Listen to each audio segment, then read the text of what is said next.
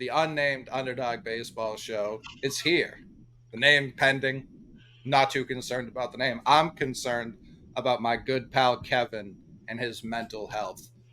Kevin, what is going on with your beloved 27-time World Series champion New York Yankees? All right. First of all, I'll start on a positive note. Happy to be here doing this with you. It's Not years in for the long. making. Years in, years in the making. We're gonna focus on positives for now because we have plenty of time for negatives on this show today. Um, Glad to be here with you. As far as your question, what's wrong with the New York Yankees? Buddy, we don't have enough time in the show to go through everything I'll that's always wrong have time with the for New this York topic. Yankees. I always have time to talk Brother, about you this have two specifically. kids. You don't have enough time for this No, topic. they're fine. you don't have enough time for this topic.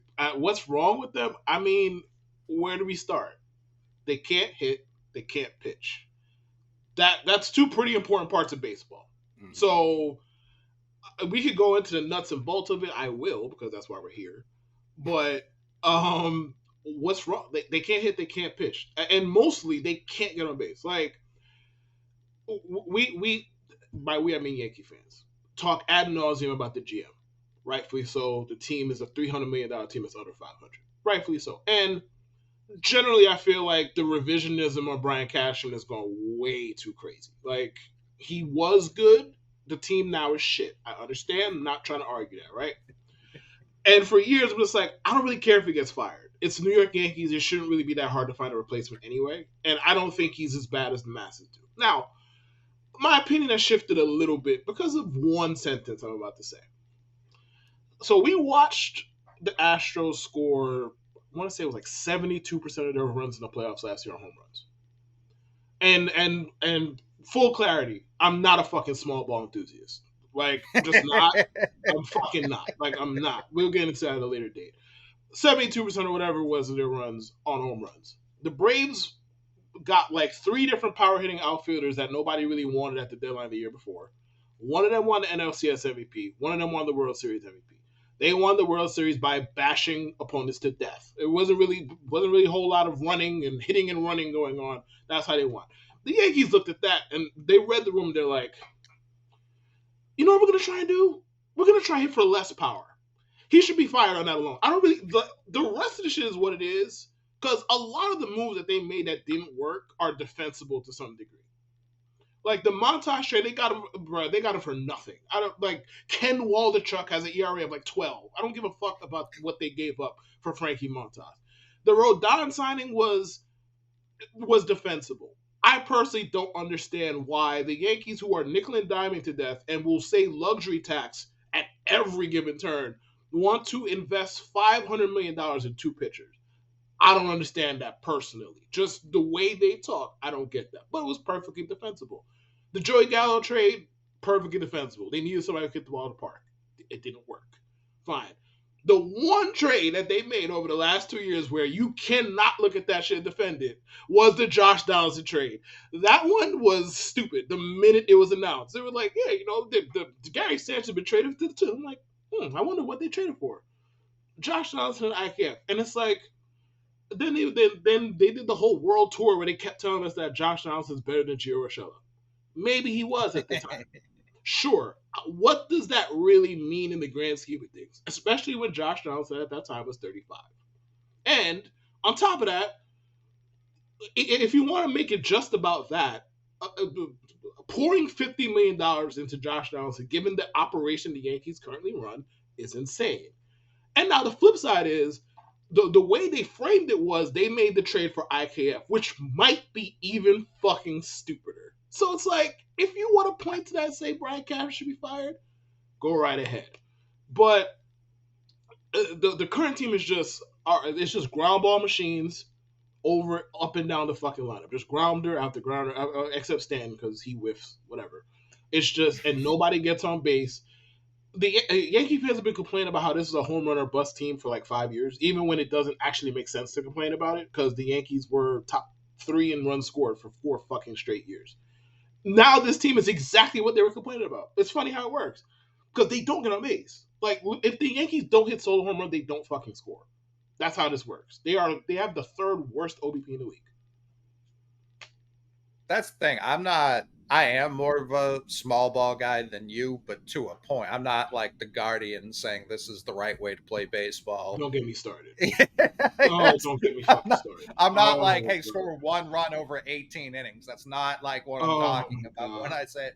But like when I think of the 18 Red Sox, right, who are probably one of like the five best teams of this millennium, objectively, they they did everything. Like they took the extra base, they were great defensively, but they also fucking mashed. So it was like all Right. of it's not just like you don't have to. You have nine guys in a lineup. There's plenty of room to have every type of player in there. You don't just Sure. have to stick to one way.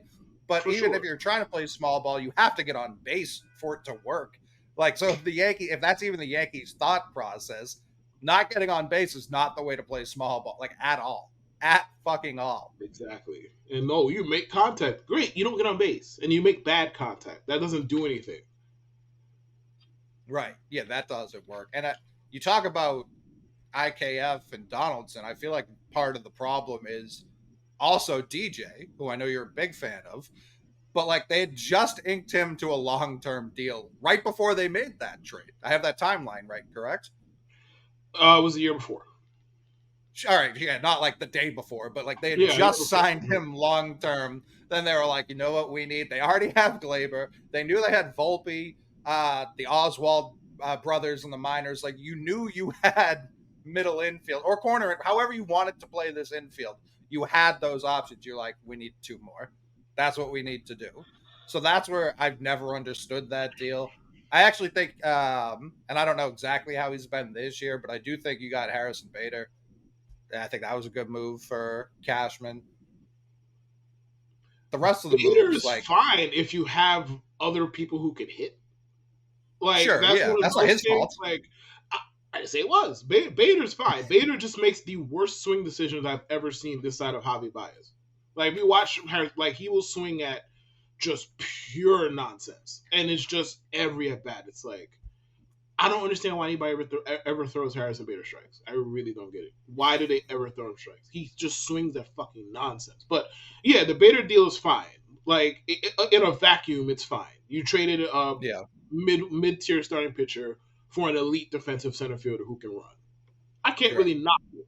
But when you have two people who can hit, watching Harrison Bader every day is like, I don't care how well you can defend. Okay, so we're gonna lose what 2-0? Like, okay, great, lovely. Like, we still can't hit. So one thing that I got yelled at the beginning of this season was Yankee fans pounding their chest saying they had the best rotation in baseball. I knew we were gonna hit here. And now we're at the point where I think everyone can agree. I was very correct. They don't have the best rotation in baseball. They don't have the best rotation in the division. They don't. What they're 13th in ERA, 10th in WHIP. So like that's pretty middling. Nothing to write home about. But it really this year has just been Cole. As much as I love to shit on Garrett Cole, he has not been a problem. Not for like a second has he been the problem this year. The Rodon signing, I like. He still has what 4 years left. Yes, so So that's five. Yeah, oh, it's a 6 year deal. yeah, 6 year deal. Yeah. Okay. So that Mhm. it's hard to be like that's a bad signing when he still has 5 years left to make it go one way or the other. Not a great year one. We can agree on that. At all, at all, at all. But where I was very curious why I only saw Yankee fans saying this too, which is why I don't mind shitting on them here. Where outside, even if those two both hit, where was the rest of the competency going to come from this rotation? Like Clark Schmidt, not that good. Nestor Cortez has been good historically, but his ceiling is to be a number three. And Luis Severino hasn't been good in legitimately 5 years. Like he's your Clay Buchholz. I hope Yankee fans understand that. He's your Clay Buchholz. He's baseball Jeff Green. He'll be good one day, and this hasn't been the case at all this season. Historically, he'll be good one day, dog shit the next. He won't know when a playoff game is supposed to start. Stuff like this, like very fragile. That's Clay Buchholz to the T. But at least Clay Buchholz, like, would every once in a while cobble together a real season. That has not been the case with Severino since he was like an up and coming prospect. Um, I knew that we would get here today. Because I do remember the conversations I've seen you have about the Yankees pitching staff. I didn't think we'd get there that quick in the show, but here the fuck we are. Well, if the offense is going to be bad, the pitching has to be better. And my biggest question is like, when I think of the Yankees, I think of a dominant bullpen. That's been the case really my whole life. It's been very annoying. I feel like that hasn't been the case this year, and I do kind of blame Clay Holmes. Like, I don't know that he is a Yankee closer. I think he's an okay closer, like above average for sure. Should he be the Yankees closer? I don't know if he's built for it. I mean, what are we comparing it to?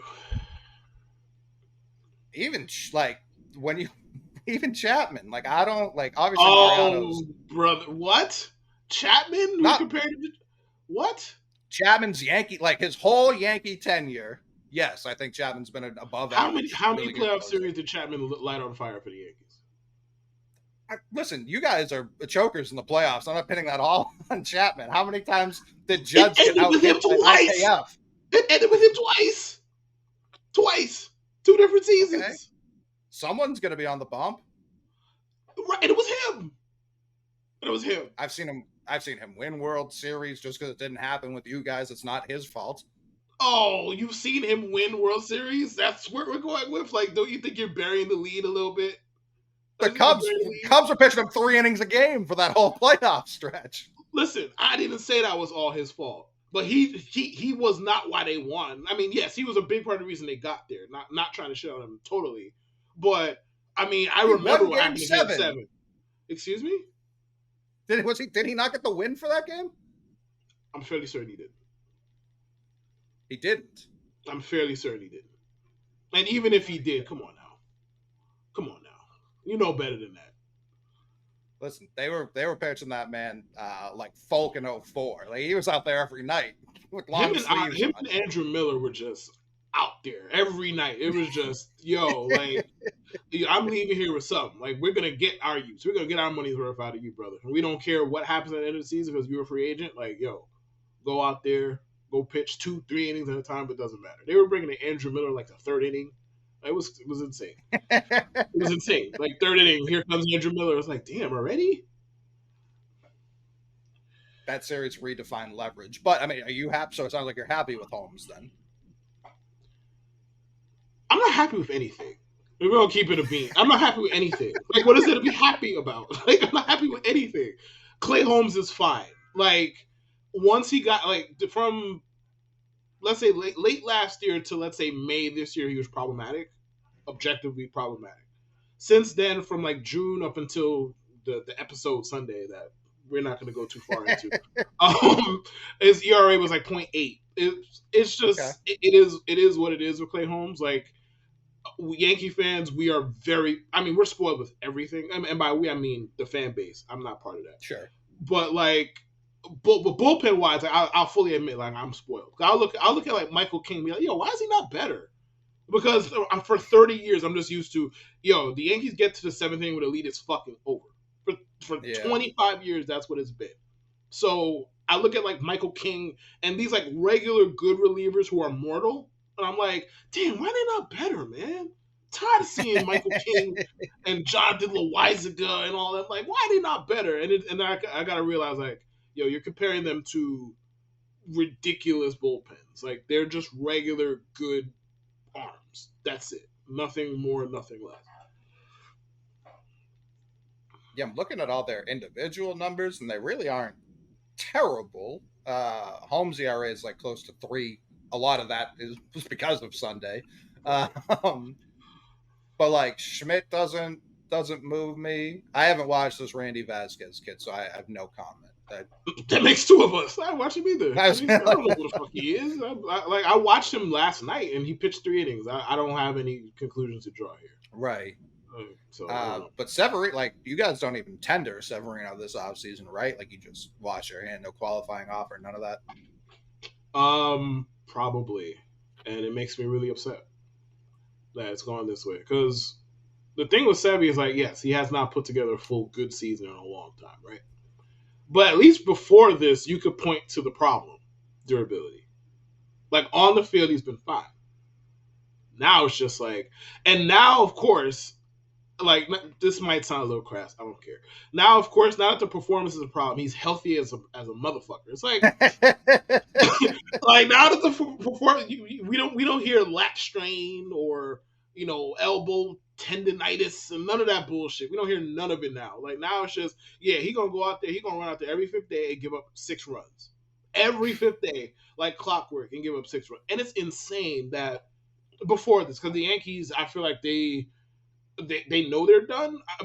You know what? The Yankees live in such a land of delusion. I can't even say that confidently. So I'm a scrap it. But the standings pretty much say that they're done. But the trade deadline was what, 3 weeks ago, a month ago, whatever it was. So like, okay, you fancy yourself as a contender. You did nothing at the deadline besides add 2 like reclamation project relievers. You did nothing.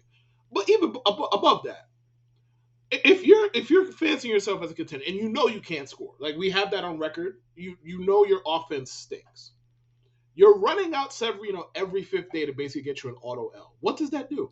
Because what is Severino doing for you right now today that like Clayton Beater or Will Warren or any of these random minor leaguers you could pick from a hat? What is he doing that they can't do? Maybe they're trying to get his value so low that they can sign him to like league minimum deal. Oh, they're not doing that. We know how this is going to go. Luis Severino is going to be a Dodger. It's the most predictable fucking thing in the world. Luis Severino is going to be a Dodger. We know this. Like, set it in, like, screen record this and come back to me in fucking November when he signs a 1-year, $3 million contract with a team option. That's how that's going to work. When Cy Young, yeah, he's going to go out there and strike out 12 per 9 with a 2.6 ERA, and they're going to be like, oh, well, how come he couldn't do that for the Yankees? Or he'll stink like Thor did this year, and they'll trade him for like an actual starting shortstop. Like they'll do something. They'll get value out of him one way or the other. It'll be infuriating. I don't understand how they actually got something for Noah Syndergaard. That was insane. Like unless Cleveland just didn't want to pay the shortstop, like maybe that was it. I don't know if they signed him to it. I don't know how that went. All I know is he's free agent at the end of the year. He's just... Oh my god! So I don't. I got none of it made sense. Time got more for. Once they said, like, I saw the passing notification because it came in like 2 parts. Like, oh, they have traded Noah Syndergaard or whatever. And then I'm like, okay, so what? They traded for a bucket of balls? Like, how does this work? And then they actually got a starting caliber player. Like, what? For Noah Syndergaard? In this economy? Insane. And that was one of the more shocking deals I've seen get done. Insane. Like, truly shocking. Like, I just fully expected that they were going to get some C- grade minor leaguer. Because, okay, why not just throw him out there? But I guess it's an expiring for an expiring. So I guess I'm used to that in the NBA, but not the MLB. So I don't know. But, like, Cleveland, I think theoretically was... I mean, they obviously made the decision to sell. They got Josh Bell out of there. I feel like they made one other move, too. But it was like, this was you put Ahmed Rosario up on the trading block and said, what can we get here? Like, a guy that if you re-sign him, it would be stupid. Like, even if Noah Syndergaard went out there and pitched reasonably well, like, re-signing him to any kind of reasonable money deal for more than a year would be really stupid. And that's the best that you could have done for Ahmed Rosario. And mind you, that's the team that can't hit on top of that. But, yeah. Right. Is Stanton done?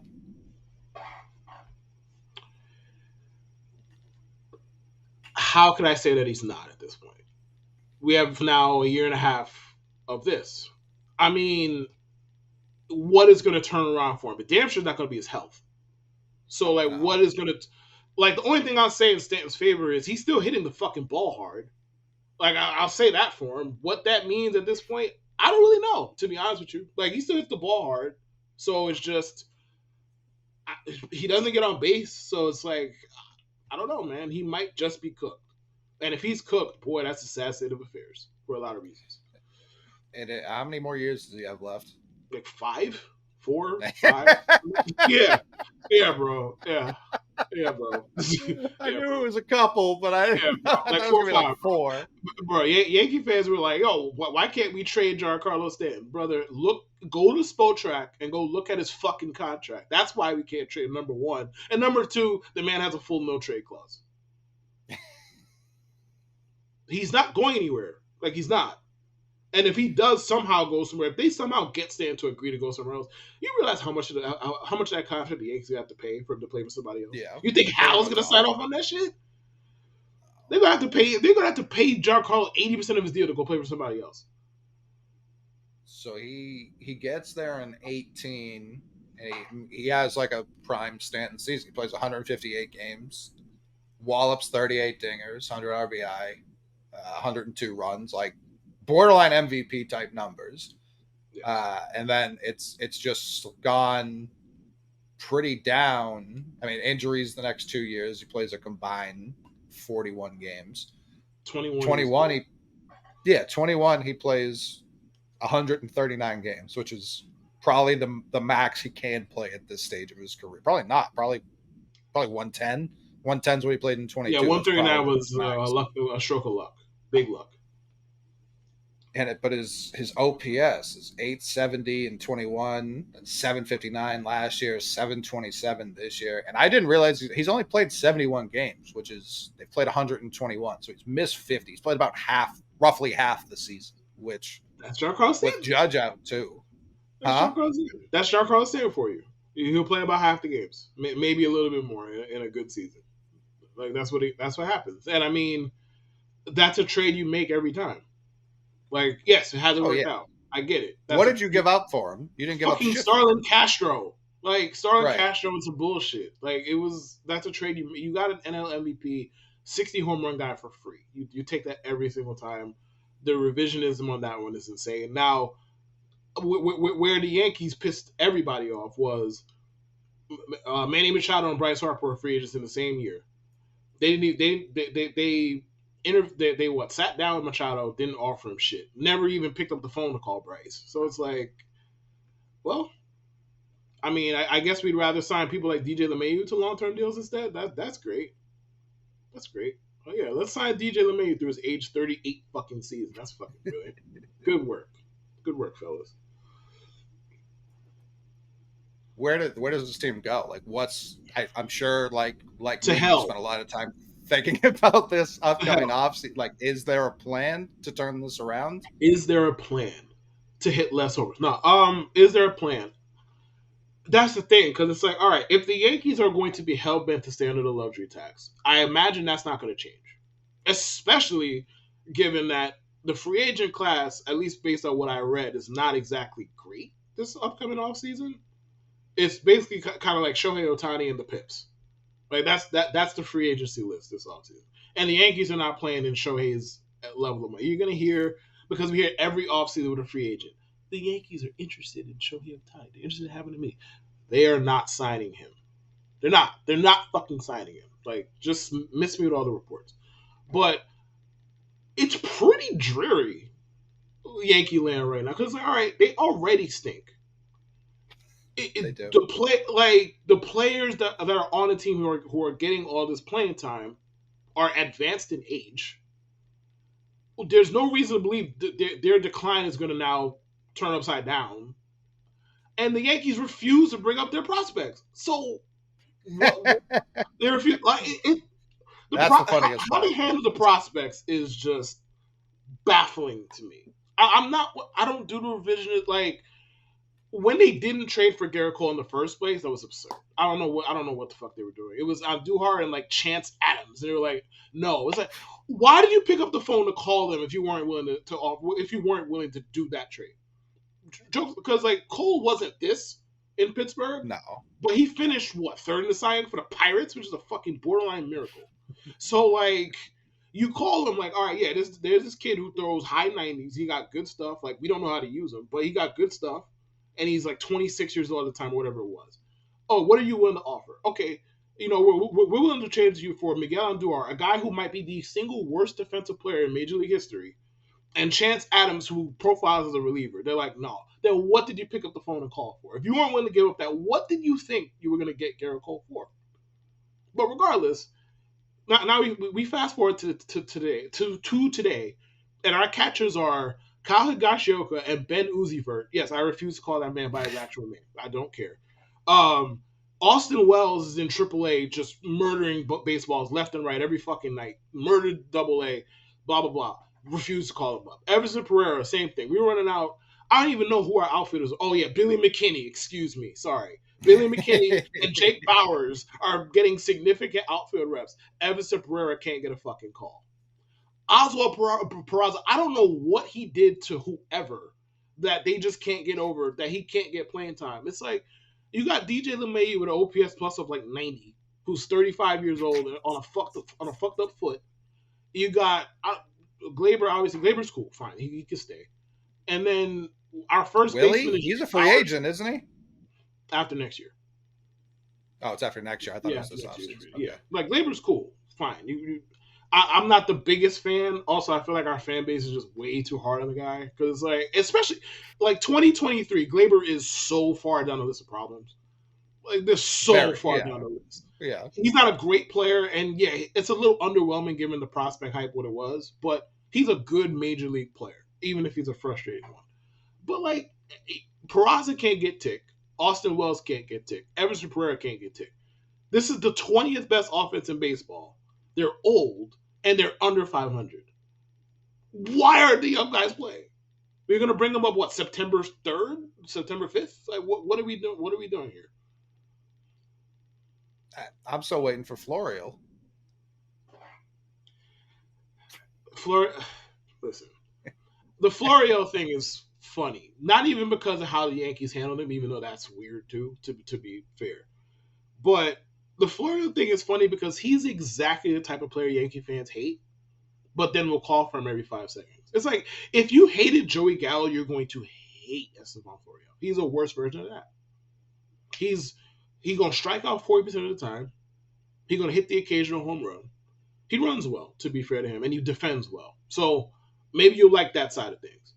But there's nothing that Yankee fans like less than strikeouts or high strikeout players. It doesn't even matter in other contexts. Just if you strike out a lot, we don't fuck with you, unless you're Aaron Judge. That's basically it. Everybody else, like, no, we don't fuck with you if you strike out a lot. So them actively begging for Esteban Florial is something I can't understand. But I don't understand Yankee fans on a lot of topics. So there's that. No, me neither. This team, I mean, you somehow split with Houston over the weekend. I really don't know how that happened. Oh, that was at the beginning of the month. You split with Houston. You lost 2 or 3 to the White Sox, who don't even know what baseball is. 2 out of 3 to the Marlins in crushing fashion in the third one. And then the Braves, is there any part of you watching the Braves series? These roles used to be very reversed. What has happened here? Listen, I almost wore a Braves hat to do this show. And I thought that would be a little bit. I thought that would be a little bit too far. I was like, the Braves represent everything I love about baseball. This current version of the Braves, all they do, they want to grind counts and hit the piss out of baseballs. And I love it. And then they'll go steal bases for the fuck of it. They don't have to. Ronald Acuna about to steal 150 bases this year. He really does not have to. He doesn't have to. But they do it. All right, we can run. We can have fun. It's great. I enjoy it. But yeah, watching it this weekend, watching the Braves in general, it's the Yankees' offenses were never quite as good as this because the Braves are on a historic pace. But it used to be similar. All right, you got 8 dudes who can hit the ball in the ballpark, and you got 7 dudes who get on base a lot.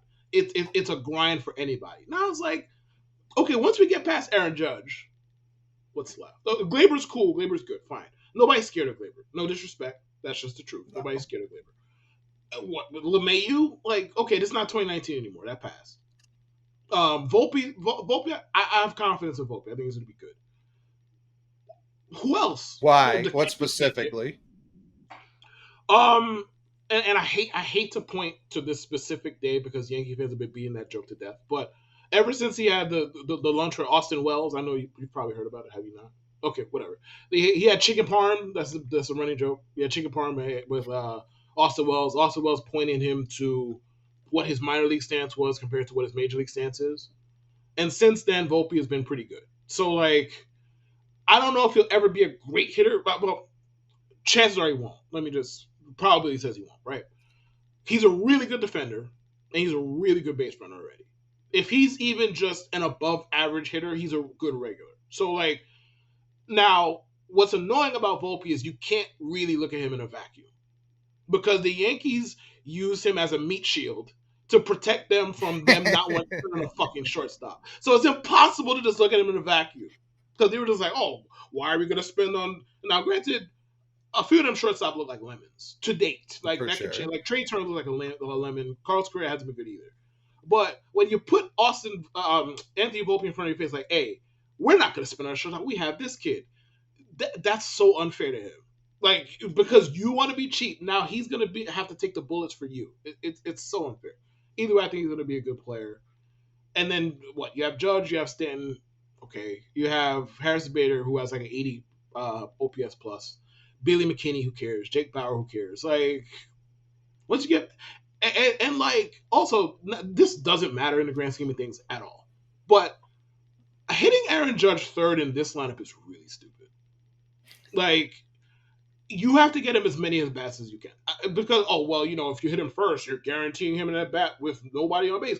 Bruh, nobody's ever on base. You might as well just get your best hitter before at bats. Nobody's ever on base. Just hit him first and be fucking done with it. We're hitting him third, like... You're hitting him third behind people who don't like. Okay, hitting behind Glaber is like couple table setters. Yeah, that's it. Yeah, like you're hitting him third. Like, bro, you didn't hit him third when it would have made sense to hit him third. Like when we had a whole bunch of people on base. Now you want to hit him third when nobody gets on base in front of him. Make it make sense. It's the worst the Yankees have been through 120 games since 1992. To say I do not feel bad would be a tremendous understatement. Like it's hard to feel bad. It's very funny to me. Why would you? No, for sure. Have done nothing but win.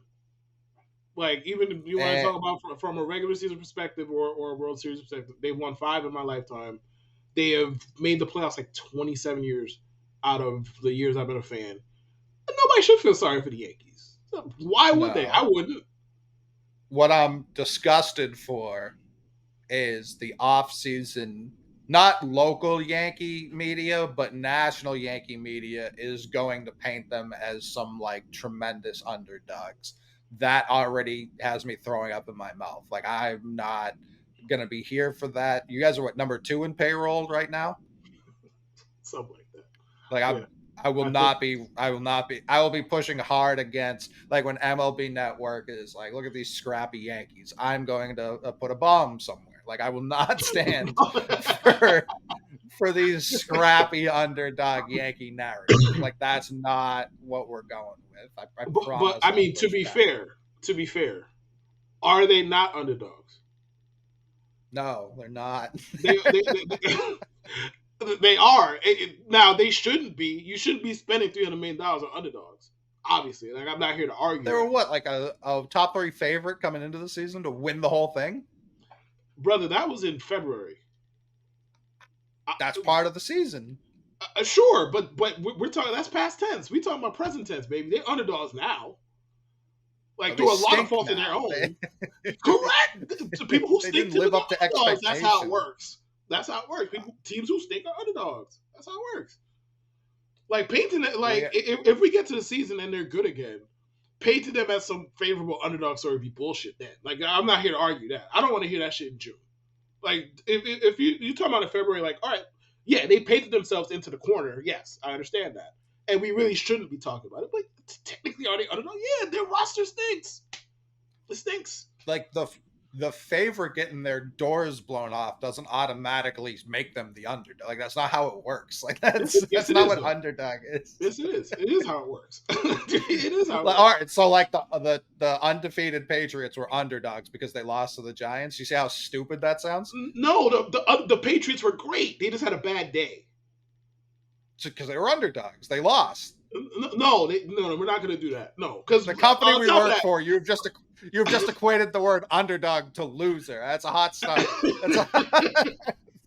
Listen, we're not going to do that because being bad for one day, and really it's one quarter, more or less, if we're going to just narrow it down. Being bad for one quarter, it was. They were bad for all 4.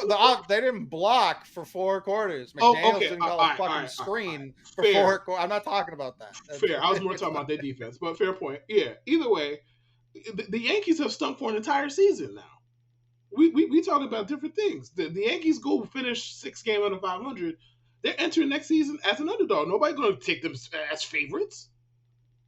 It's the Oh underdog. no, that's just not how the betting. It's like how the Knicks are always like one of the 10 favorites to win it all, despite the fact that it's like this is a last place roster, not the current Knicks, but for most of my lifetime, it's like they'll never be outside of those odds. Like that's just not unless the sportsbooks really want to all take baths together, they'll never be like +5 plus like 15,000. Like that's not what's happening. Oh no, But it'll never be that. No.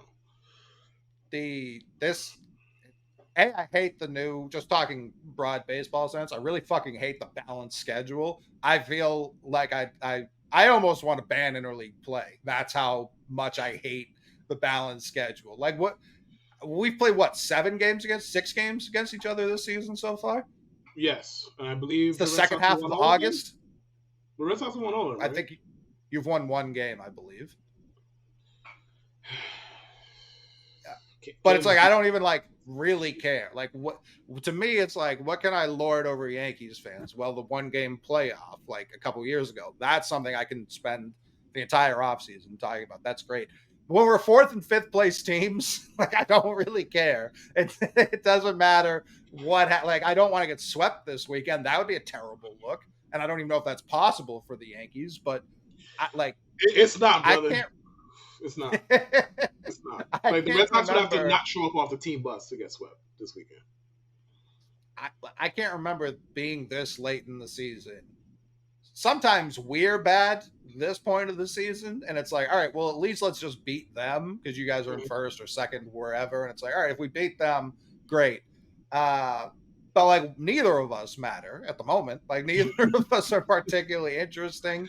What I'll say for the Red Sox versus the Yankees in terms of this season, I think it's been more watchable than the Yankees season has been.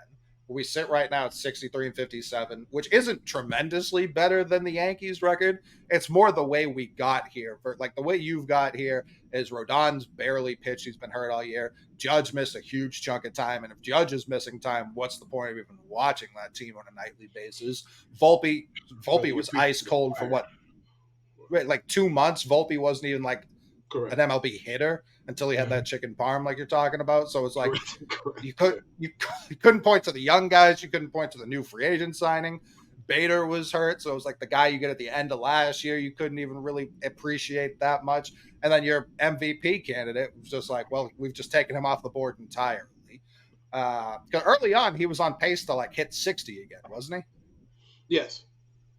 Yeah. So it's like when you take that out of there, and it's like if Judge had played, would the record be like?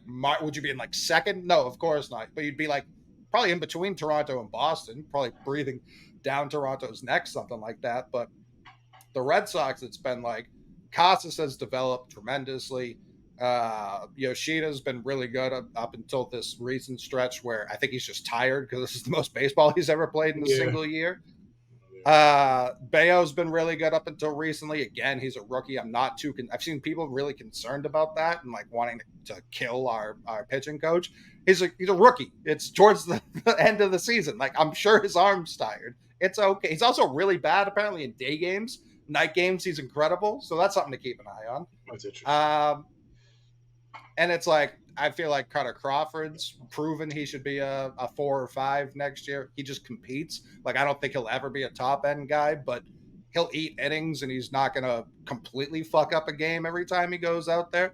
So a young guy developing like that's really good.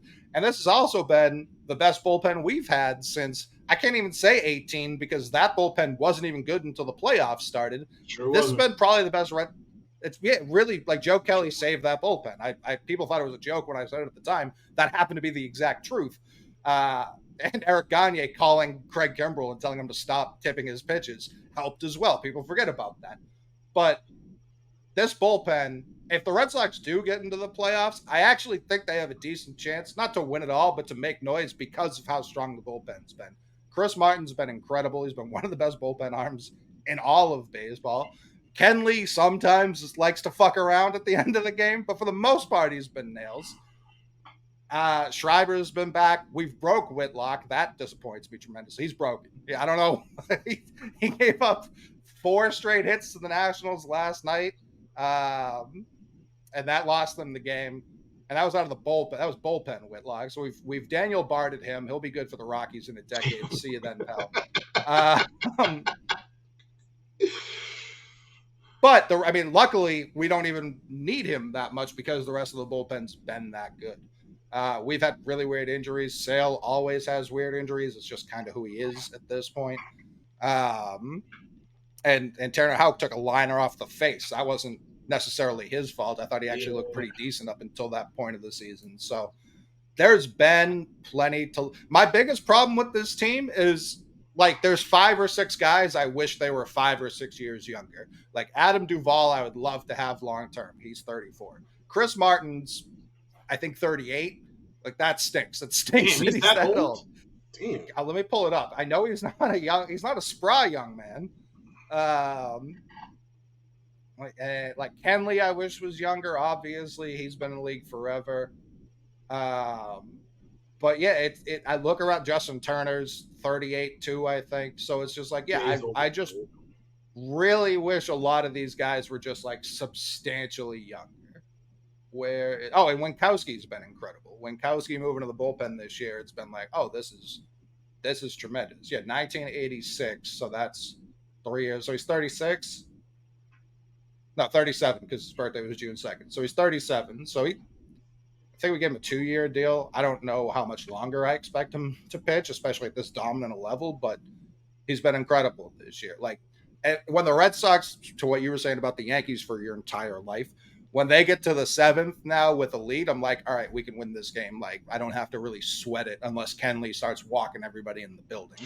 I can't believe Pablo Reyes is maybe the best player in baseball. So we got that going for us too. Duran's developed. There have been a couple of guys, Duran, Mickey Moniak. I've made this point on other shows, but there are a couple of prospects who teams either gave up on or fan bases. I know I was kind of fully out on Duran this offseason. And I didn't take into account the minor leagues just shut down in 2020. There were no minors. Yeah. There was no developing going on for anyone that was not a professional baseball player. So a couple of these guys, like Moniak, I believe was the first overall pick for the Phillies. They kind of just gave up on him. That's Dombrowski too. And he's been great for the Angels this year. Now, I wouldn't not walk Shohei Ohtani to avoid Mickey Moniak, like someone's manager said. But for me,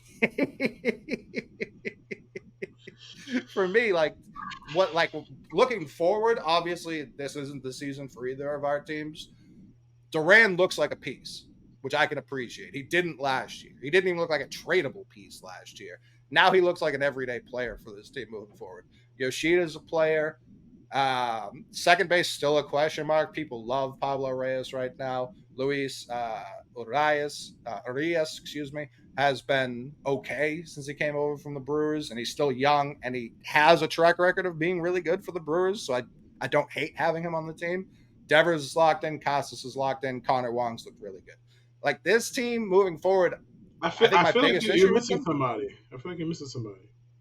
Well, I'm going to get to Story. Story's here. I'm going to talk about Story. But when I look at the rest of this team, it's like, I don't really know, unless they start trading players fans like a lot, like Alex Verdugo, I don't know where they're going to upgrade this roster.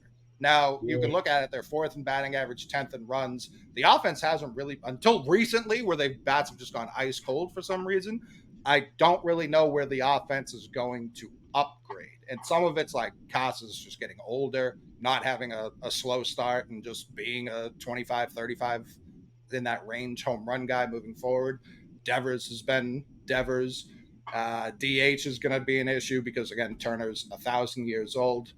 And we've been hitting Story towards the top of the order.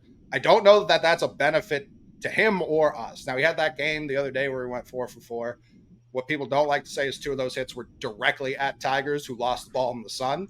But 2 for 4 from Trevor Story is still like a really good game. Like, that's when people are like, oh, why would you say that? Like, 2 for 4 is tremendous for Trevor Story. This is a guy who hits like 238. If he's going to go 2 for 4 every game, I'm a big fucking fan of that. Like, I'm a huge fan of that. But I don't know why he gets off like surgery. You just hit him 3rd immediately. It's like, what? Hit him 6th. You know what I mean? Like, that's fine. That's fine too. You don't have to hit him 3rd. Oh, you never fail, man. You never fail. He went That's 4 just true, though. Two of Like, them were right at people. Fuck that shit. they were like Akil Baddoo ducked and covered because he lost it in the sun, and that happens. You know what I mean? It happens. Is that like the cleanest stroke off the? Is that like the exit velocity we're talking about with Stanton? No, it's a 0.000 expected on base. You know what I mean? And he got a double out of it. He hit like 238. I'll take 2 for 4.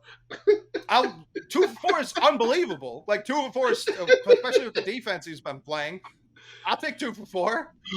2 for 4 all day. He had good, like really good on the bases. I do appreciate how he runs. I love his glove, and his arm looks markedly better than last year.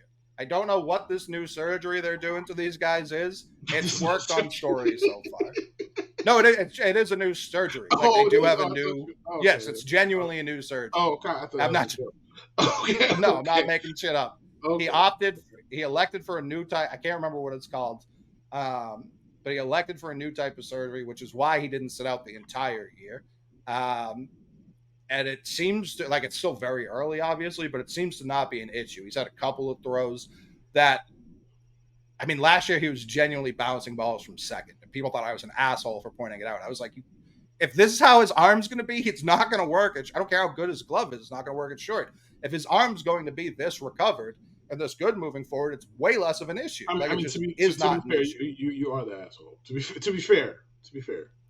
Now, listen, the ownership is the asshole here. People pointing me out as the bad guy is insane. I want nothing for the best for Trevor Story. It's possible for multiple people to be assholes. Yeah, there's 3 owners. I agree. There's multiple owners. I've never been people think I'm like anti-Trevor Story, and it's just like when we've signed big free agents, the Yankee fans do the same thing. When we sign big free agents and they aren't good for 2 years, and an injury is not his fault, but it's a year of this team. Like, they don't shut down the season because a guy gets hurt. When you don't play for 2 years in a 7-year deal, it's like, all right, he's going to be really good these next 5 just to earn the contract. And I don't even give a fuck about the money. But when the Red Sox and Yankees are both playing this small market, like the Red Sox aren't even top 10 at payroll right now. That's disgusting to me personally. That should never happen, ever. Yeah, agreed. And when they're using like a contract like his to be like, we can't pay other people, that's really fucking stupid. That's really stupid. And unfair to him. So it's definitely unfair to him. For sure, right. Unfair. It's unfair to him to bring him here to play second base and then replace like the franchise's best shortstop with him. Same thing with Verdugo. It's unfair to trade the best right fielder in team history, replace him with him. Now, but people like Verdugo. But I mean, the Red Sox upgraded at shortstop, though. They did not. They did. How? Trevor Story is a better baseball player than Xander Bogaerts. That's never been true. It's true now. What the fuck is Bogaerts doing? What is Bogaerts doing in San Diego? What you mean?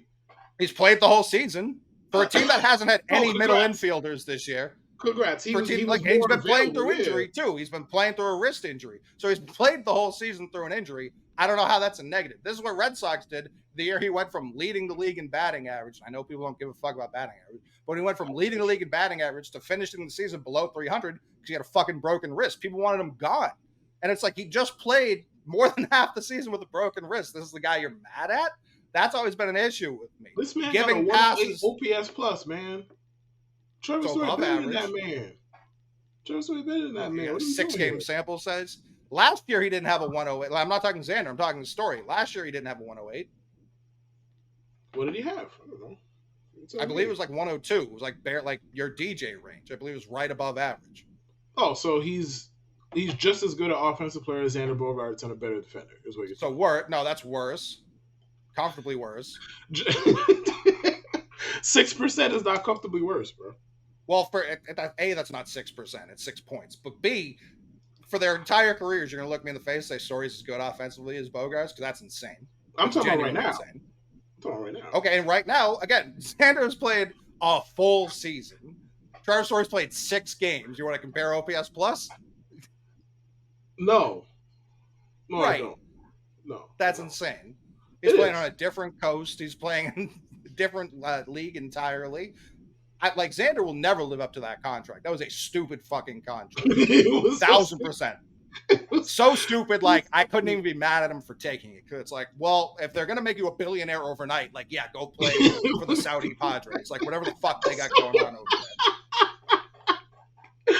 But my whole point was, if San you Diego give running a money Xander, laundering operation. I don't care what they say. They running a money I don't know laundering what, operation. when they signed Shohei this offseason, I hope people aren't shocked, because that's coming. But if the day they sign Story, they sign Xander, it doesn't really matter. Xander's OPS would be higher at Fenway. That's a fact. This year, OPS plus would be higher at Fenway this year. And B, you wouldn't have this revolving door at second base. You just wouldn't, which has been a problem since Manny Machado cleated Dustin Pedroia. Happy birthday, Dustin. Since he cleated him, what was that, 7 years ago? Like, we have not had a second baseman since then. That was my biggest pro to signing Trevor Story. You finally have a real middle infield. You already had Devers. You have Casas coming. That's a great infield. I don't care what anything else. Like, that was a genuinely good infield. And instead, Story just came back in August, and you haven't had an answer at second base all year. So that's where it's like, all right, you still have the same hole you had a year ago. And moving forward, you still have this same hole. The defense has been bad. The defense has been better since Story's been up, but a lot of that's because Pablo Reyes is also playing second. Like, and we don't know if he's a real option. I think he's played 40 games. Let me pull it up. Are there any infielders in the pipeline that are good? Meyer's good. Nick York. Oh yeah, Meyer. I forgot this. Yeah, started really good, was not good last year, has been really good again this year. But his biggest thing is he going to hit or not? He really, every time I read about him, every time I look at his stat line, it screams, it's giving Dan Ugla, which is a good thing up to a point. Up to a point, it's a good thing. I haven't heard that name in a long time. Yeah. Short a guy who projects to mash, like, not that great defense. It's not a bad best case scenario if that's what it is. No, he's not. It's really not. Dan Ugla was solid. And mashed out of second. So, but it's like, even if York comes up, that doesn't fix your defensive problems, which has been problems for this team really since 2018, where they were one of the better defensive teams in the league. So that's where it's like, okay, for the shortstop. Now that Story can throw, it looks that way. But even Xander's defense, it was like he didn't care regular season, and then the postseason, it was like nothing got by him. Like, I know, who did he throw out? Judge at home? Who was that? Oh, yeah, that was Judge. Oh, yeah, I totally forgot that happened. We were talking about that was Xander. Right? I could have thrown him out on that, to be fair. No, you could not have. That was not an easy throw. Go look at the play. Listen, you guys Aaron Judge was rounding third by the time Xander got the ball in his glove. Go look at the play. And he still made a good throw. Oh, no, the throw was good. It didn't have to be good. That's all I'm talking about. The throw didn't have to be good. Listen, I've seen former Yankee catchers who won't be named catch the ball with the guy still standing on third, not be able to make the tag by the time he got to home. So I don't want to hear all this. Why'd I agree to do this show, man? Why'd I agree to this? Why? I'm gonna run my blood pressure up every week? Come on, man. Why? I'm happy with what I've seen out of Story's arm, because my biggest concern was that he was going to come back, hurt it again, and then miss another season. Like, we've paid the guy, he's here. I want him to play. I like his speed on the bases, and I really like his glove. His bat's going to be up and down his whole career. That's just what it's been. In Colorado, it was up and down. He's had like 2 seasons where it was all together. Outside of that, he's up and down. And since he's been on the Red Sox, he had a really hot May last year. And other than that, was up and down. And this year, he's played, I think it's 7 games. Let me pull it up because I don't know the actual number. 7 games. He's played 7 games. He has a 745 OPS, which is OPS through 7 games means fucking nothing. But last year, he had a 737 through 94 games. So that's kind of like, is he going to be an 800 OPS guy next year? I hope so. That'd be sick. But I think like high 700s is probably what we're looking at, which is, again, fine. Like, that doesn't bother me. What bothers me is if he fucks up his arm again, I'm going to be furious, because it won't be his fault. I don't blame the guy for wanting to play shortstop. Like, that's what he's played his whole life. He's been, has he won Gold Gloves? I assume he has, but I actually don't know.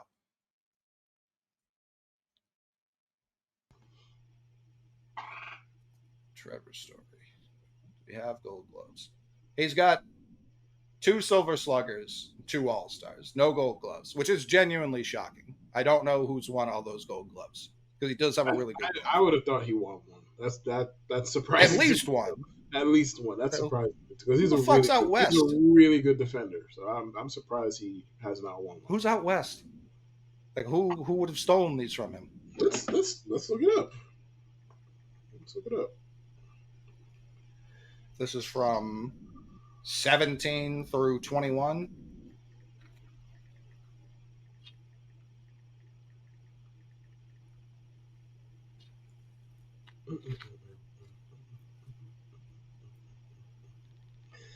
All right, National League. All right, so we got Dansby Swanson won it last year. Brandon Crawford won it the year before. Understandable. Javi Baez won it, and then Nick Ahmed won it twice in 18 and 19. All right, I don't know that I agree with those Nick Ahmed ones. I feel like, and maybe I'm giving the voters too much credit, but I feel like if he won it 2 straight, he got to be legit. I could be giving him way too much credit, but I feel like the Diamondbacks, right? Yeah, Diamondback. He was with I don't. I'm not saying on top of that, like he got to be legit. Like that's what I'm not saying. Nick Ahmed's bad defense. Like that's I'm not here to stand make that claim. Right. I'm shocked Story didn't get one of those. I'm surprised as well. Last year it doesn't surprise me mostly because he played in the American League and played second. In 21 you said was Baez? Yes. No, 21 was Crawford. Sorry. 20 was Baez. Oh, 21 was Crawford. Okay. So 21 was kind of when the injury started with Story. Because like the Padres were talking about trading him playing center field, and everyone was like, that may not be a great idea. That may not be the best for him. So yeah, I don't have problems with Trevor Story. Everyone thinks I have problems with Trevor Story. I don't have problems with the team building. The thoughts of team building here. You haven't had a consistent middle infield in nearly a decade. And you had it solved last year. For 94 games, you had it solved. And then you punt it immediately. That's what frustrates me. It frustrates me. I do seem to recall you saying fuck Trevor Story on several occasions. So I don't know if I buy the whole I don't have a problem with Trevor Story. The day Xander signed, and I said this when Story signed, I said if Story was going to be the long-term shortstop, I don't agree with that. And I think as a fan, that's not like the worst thing. Like I don't like I can tell I'm talking about like fuck Trevor Story as a quote. This is a direct quote. Yeah, no doubt. Well, I've talked about ownership for years. At a certain point, one thing that does bother me is Xander pounded the table to bring Story in, and I haven't heard a single story where it was just like Story demanded Xander to be here because he wanted to play shortstop, and I don't fault him for that. But it's like you've made the team's worse now. Like the team's objectively worse. I mean, it is what it is, man. It's not his fault. It's not his fault. It's not his fault. It's not. He's got 5 years left. He's got plenty of time to be one of the best middle infielders in Red Sox history. And I genuinely hope he plays all 5 of those years healthy. I don't know that it'll happen, but I'm also not a doctor. So I don't know what they did to his elbow. I hope it holds up. When I hear new surgeries, I'm always a little like it's not like ACL where they've been doing that for 1,000 years. It's a new surgery. Will it work? I hope so. Devers has looked good. I'm tired of the revolving door. I really am. Like if we go into next year and it's this question mark again, I'm going to be pretty furious. But I do think he'll probably hit his first home run this weekend. If he doesn't do it tonight, I think he'll do it this weekend. Who are they playing this weekend? The last place Yankees. Who? The New York Yankees. Oh, none of these games are on local TV. You got nor should they be. Friday night Apple TV. Wait. That means they're on Apple. Fuck Apple TV. But yeah. I don't hate their broadcast. I don't hate Apple's broadcast. I don't either. I'm just not trying to log in to watch baseball. Like, especially this year, this team. Like I'm not trying to. Sure. Friday, it's on FS1. And then Sunday was probably going to be Sunday Night Baseball if I had to guess, and it's at 1:35 on MLB Network. Why they got to put us on national TV, man? Like, we don't want to be on national TV, bro. Like, we got to embarrass ourselves, both teams. Well, listen, it's only embarrassing for us if we lose. If we sweep the Yankees, great. I'm thrilled with that. And they need to. This is like, I don't like to look ahead at during like May or April, May, June. Like looking ahead at the next trip means nothing to me because there's so many more games left. It's daunting. Once you get into August, it's like, all right, what is coming up? Because how seriously should I take this playoff race based on who we're about to play? And we played absolute dog shit at the end of July and since Toronto, really. They got swept by Toronto, really couldn't have that happen. That was unfortunate. And then they play Kansas City. They took 3 out of 4. You need to sweep Kansas City. Kansas City's awful. You cannot lose a game to Kansas City. They play the Tigers. The Tigers are just as bad as Kansas City. They take 2 out of 3. You can't lose that game to the Tigers. I'm not asking for perfection. You just can't lose to dog shit. They play the Nationals. Right now, we're split with the Nationals through 2 games. Like, they have to win tonight to win the series. Go Nats. You can't drop those 3 games. Like, the Nationals aren't as bad as those 2 other teams. They're also not good. Mackenzie Gore shoved last night. Absolutely shoved. He's going to be really good for a long time. Based on that one start I've watched of his, he's going to be quite good. And now we play the Yankees. Like, if they have to win, we're recording this the afternoon on the 17th. They play at the Nationals tonight. I believe Sale's going. I believe it's Sale versus Corbin. That's exactly what it is. You can't lose to Patrick Corbin, who isn't as bad as he was last year. He's still not that good. You can't lose that game because then you get 3 against the Yankees. You really, if this is just talking to make the playoffs. Right now they set 3 back of Toronto. They have to win these next. You can't drop one of these against the Yankees because then you go at Houston for 4. And you come back to play the Dodgers at home for 3. Then you play Houston for 3. That's the rest of your August. 2 of the best teams in the league for after the Yankees, and no days off, 0 days off. When the Yankees win 2 out of 3 days, it's gonna be a tough day it's gonna be tough days for the Red Sox, man.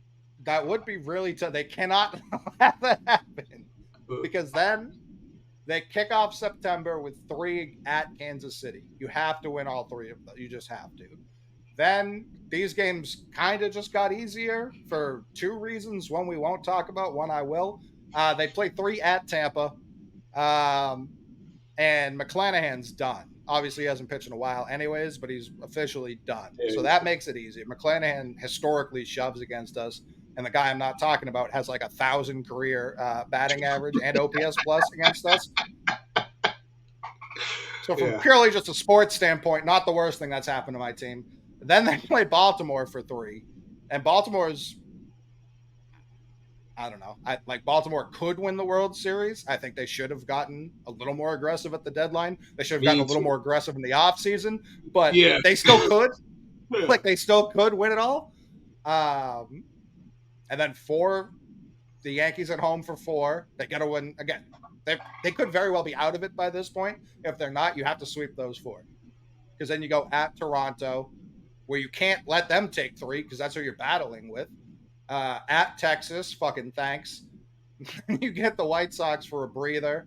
2 against Tampa. 3 more against Baltimore. And then what do we got in October? 1 against Baltimore. So 4. You end the season with 4 against Baltimore. You have to hope, if you're still in it at that point, Baltimore is resting everybody. That's what you have to hope for. Because otherwise, if you're leaving it up to that last weekend of the year, you're fucked. It's 2011 again. It's 2011 all over again. Your season ends in Baltimore. Oh, 2011 was great. At the end of the season. Because I think that was the year that the Yankees blew the 7-run lead on the final day, right? And that kept y'all in the playoffs. Had to. Well, that plus us losing kicked us out. Yeah. Yeah. Oh, yeah. And it happened in like a 5-minute stretch. Oh, that was back to back.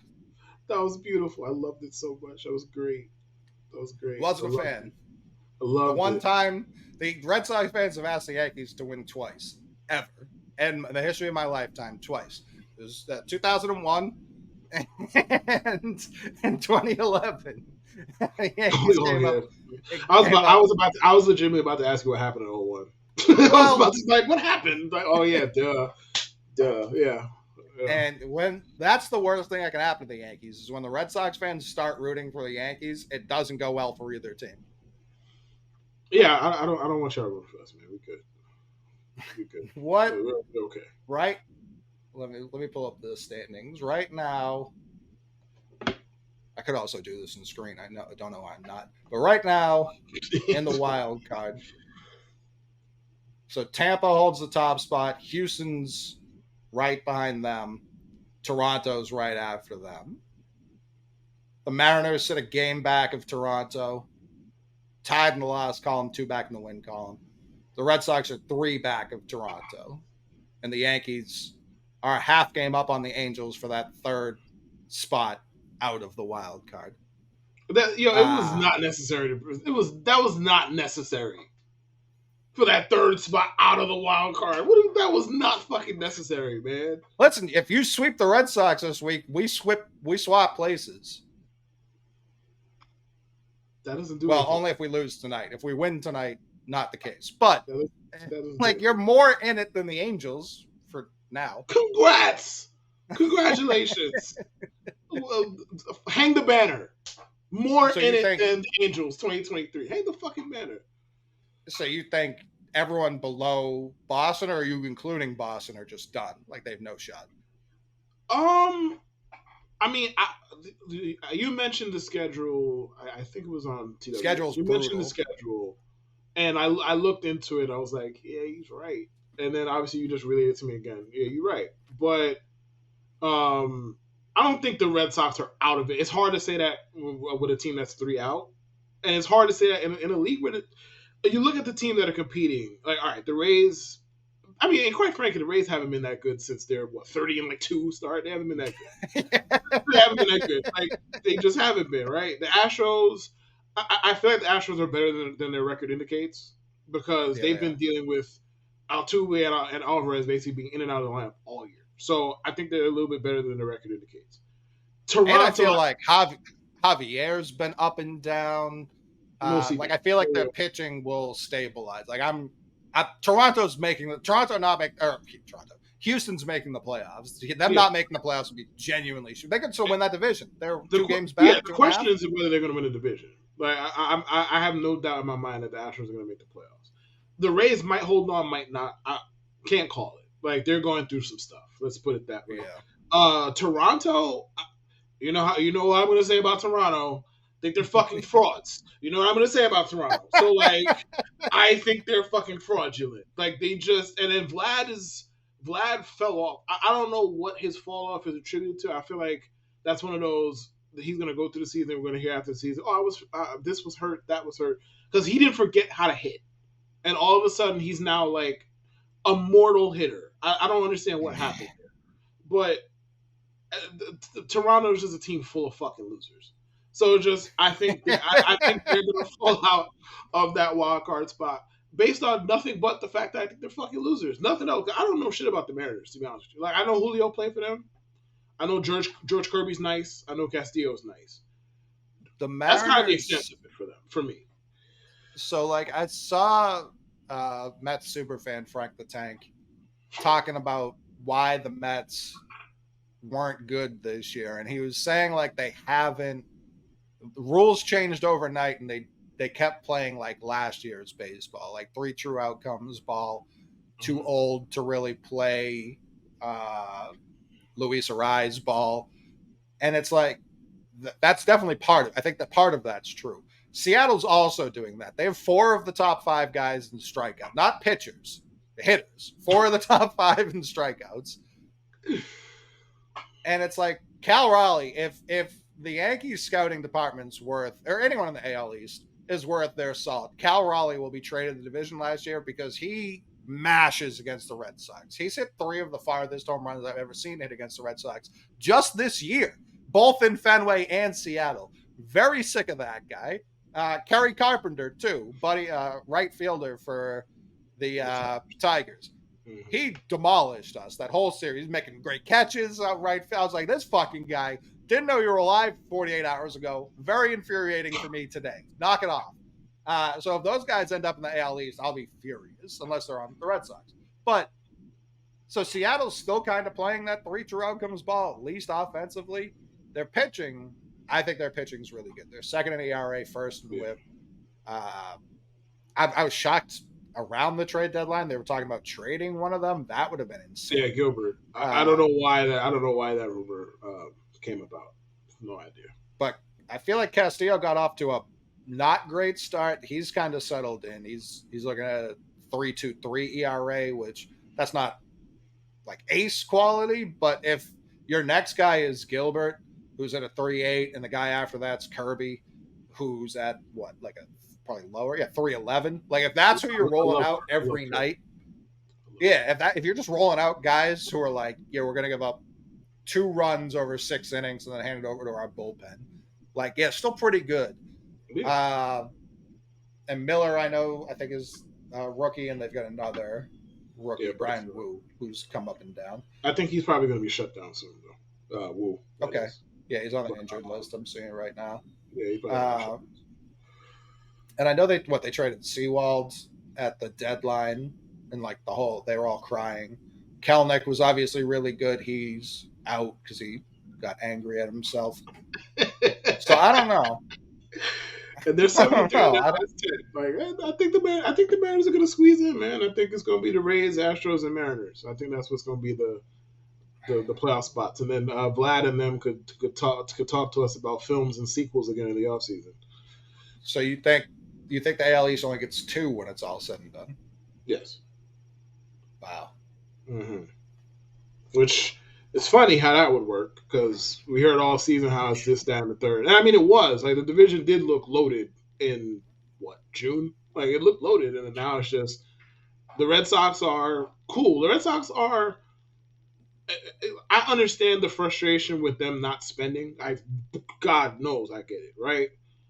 They are, based on what the roster looked like coming in. They are where you kind of thought they would be. So it's not like, for sure, they're not. It's not. They're not underwhelming.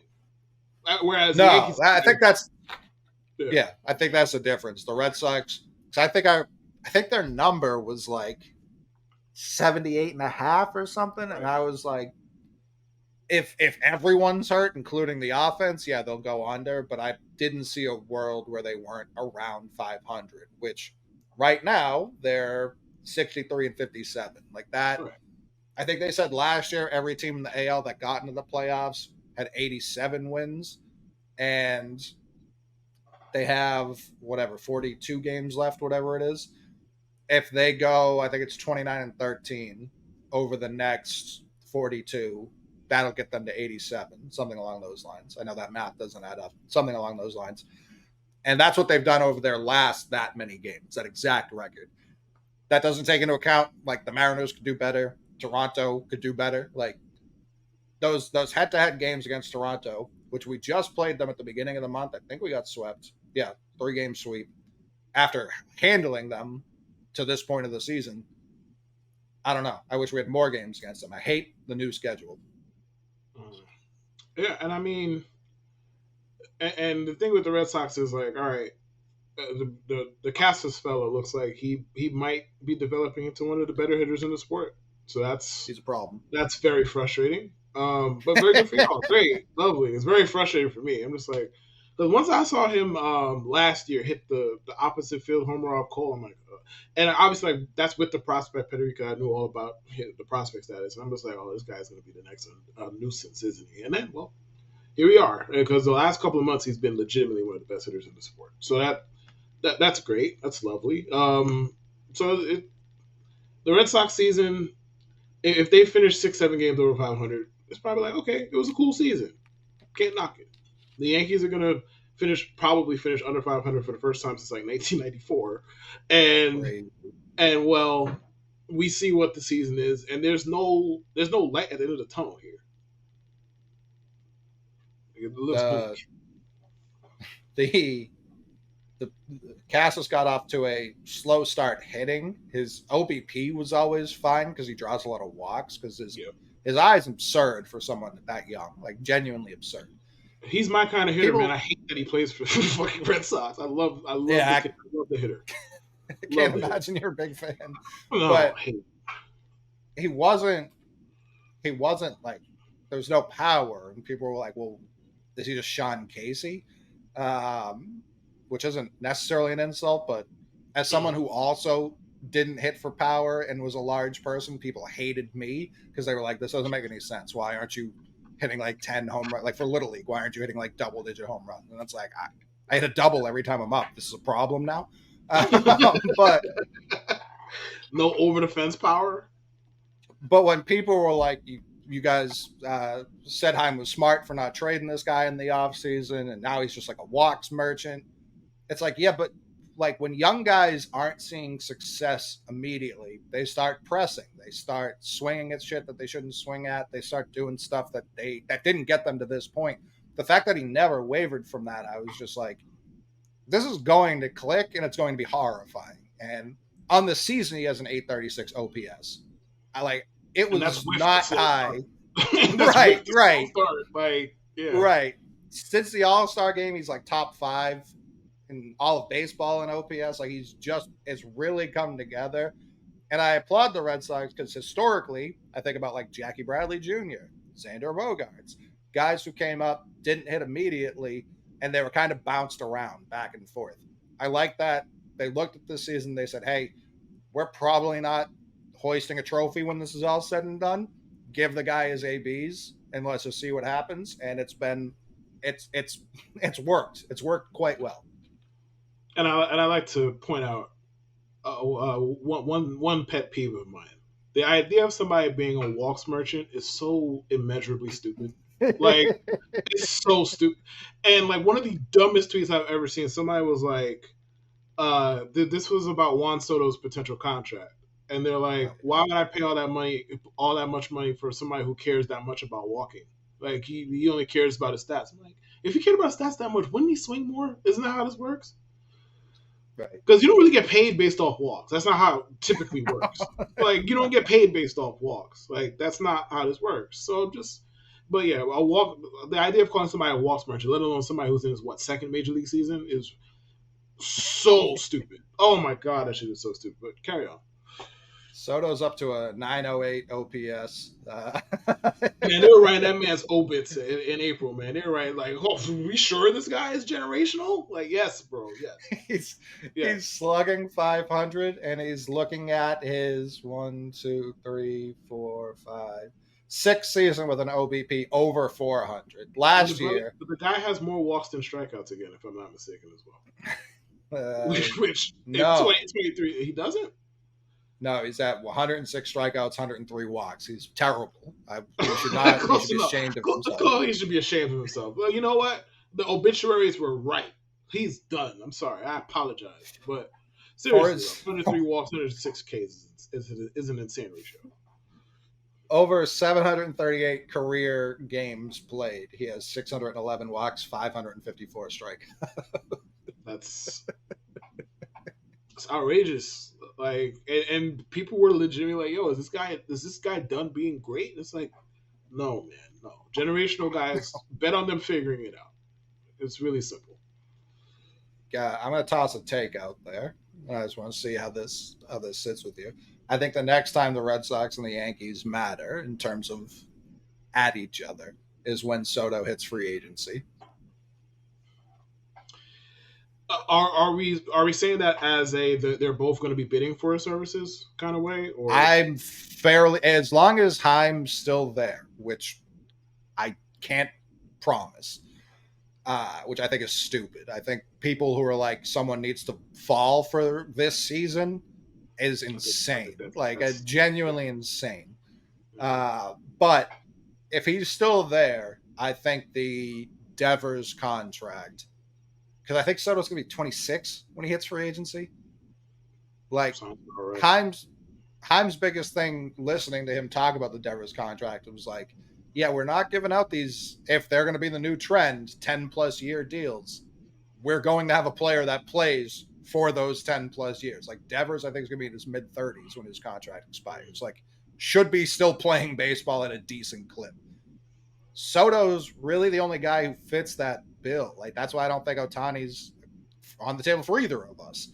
But I do think Soto the very next year makes a lot of sense based on what they've said publicly. Like, insane hit tool, like the most insane, like Ted Williams level hit tool that we've ever seen.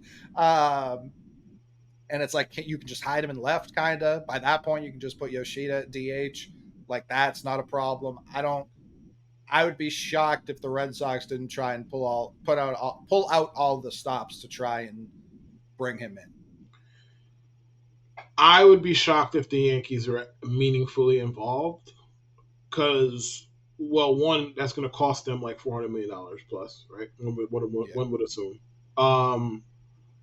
And the Yankees like to do this thing where they cite outfield defense, and I can't think of anything I would care less about than Juan Soto's defense. Like, I can't think of many things I care less about than that. So, right, I'd be surprised if they're meaningfully involved.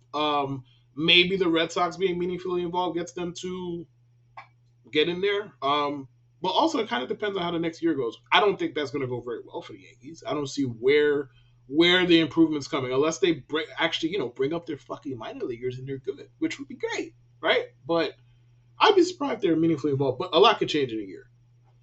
The idea of Devers also on the same team is, I don't need that, by the way. Don't need that at all. I do not. And Casas, no, please. Well, I can already hear Andy Yoshida. I can already hear people being like, "We're too left-handed. We need more right." Oh yeah, they do that with the Yankees all the time. They do it with the Yankees all the time. And it's like, no, the problem this year is not that they're too right-handed. They suck. That's the problem, bro. They suck. So much gets put into that lefty-righty shit. It's like they've like, been left-handed their whole lives.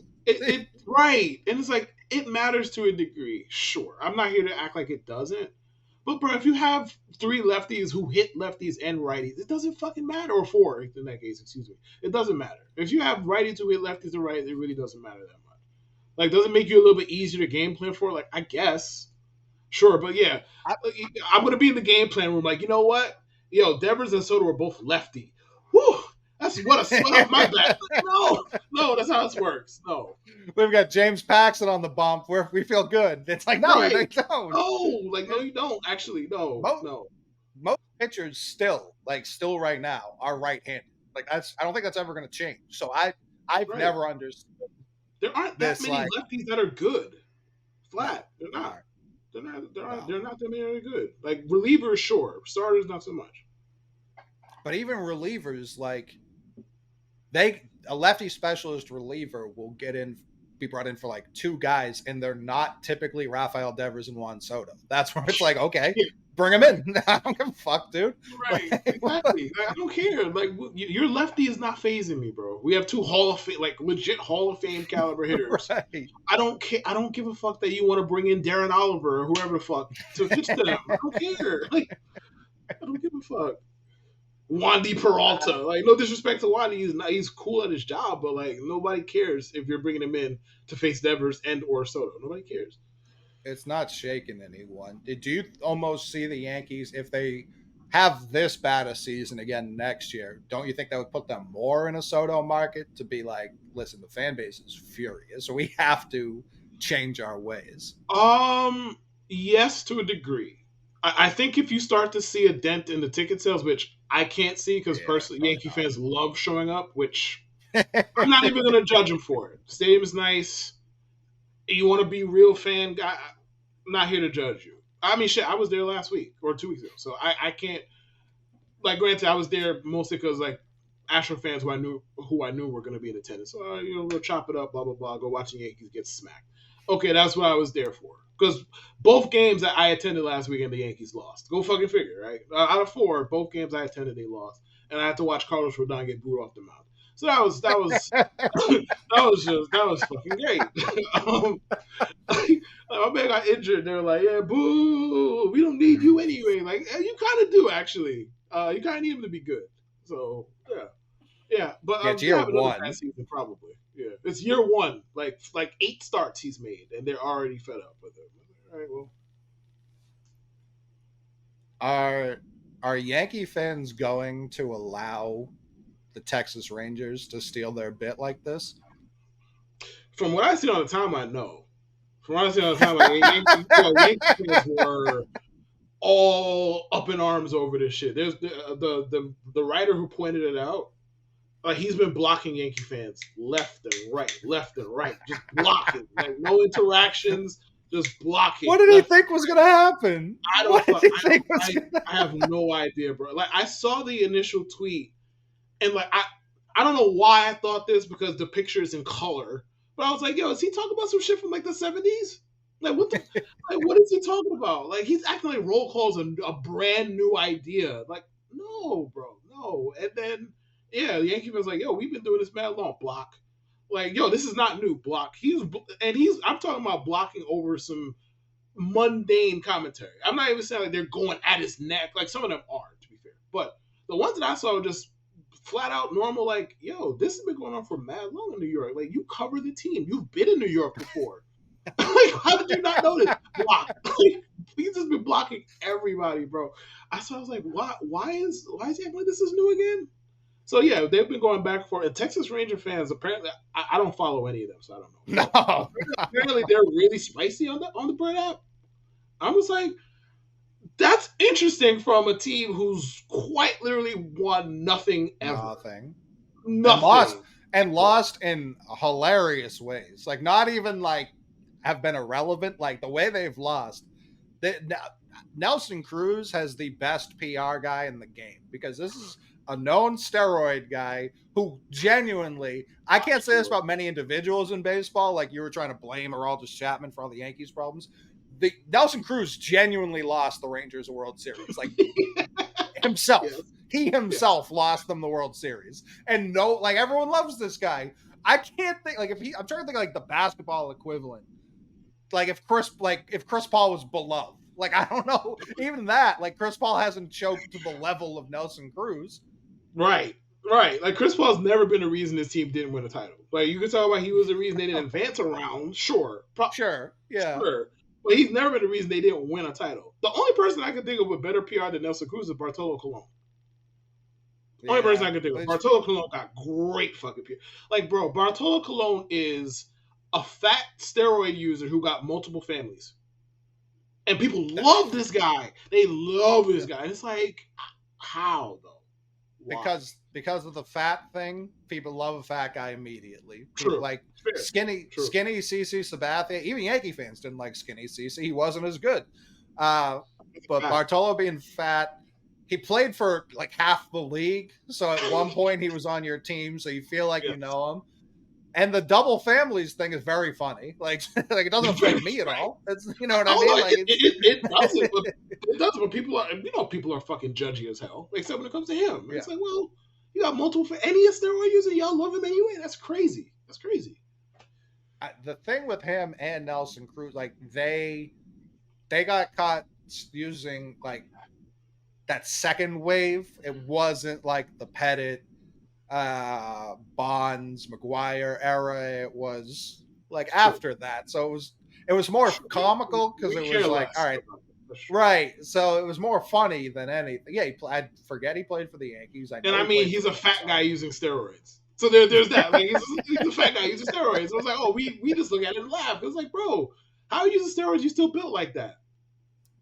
I think guys who were like never a threat to even be in the Hall of Fame conversation, it made it less like the stakes were lower in a way, even though it's a stupid way to look at it. But I think the general public, because was he with the White Sox? It had to have been after this 2009 season he got bopped. So yeah, he went from the White Sox, and then after he comes back, he signs with the Yankees. That's how you do your PR right there. You play for the Yankees. Everyone's like, oh, okay, this is fine. And he was fine for you guys. 164 innings, 8-10, 4 ERA, like completely average. I always forget that he played for the Yankees, man. I always forget I didn't remember that at all. Like I think Cleveland, I think the Angels, and then the Mets because he hit that home run. Fucking home run, yeah. We see the home run every year like clockwork. But yeah, it's a funny home run. It's a it objectively is. It objectively is. And Gary Cohen's call was very funny too. He kind of dealt for the Mets. He was 44 and 34 with a 3.9 ERA for 3 seasons. Like, that's pretty good. And he was probably old as fuck when that was happening, though. Oh, he was in his 40s. Oh, he was 41, 42, and 43. I forgot he played that long. Yeah. And he was at the least amount of innings he pitched for them was 191. Like, he was showing up. He was showing up every 15. He was taking that ball, baby. He was taking that ball. He led the league in walks per 9 twice. Like, least walks per 9 or most? Yeah, least. Least. Yeah, he was a strike thrower.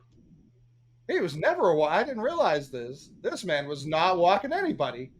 Yeah, he was a strike thrower, man. At his core, he was not. He's at a 2.5. He's at a 2.5 walks per 9 for 21 years. Like, that's his career average.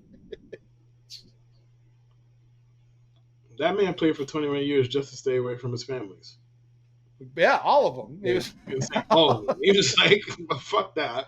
How about you want me here and you want me here? Okay, how about neither? How about that? None of y'all. None of y'all. I'm going to be on the road. I'll be in Oakland. How does that sound?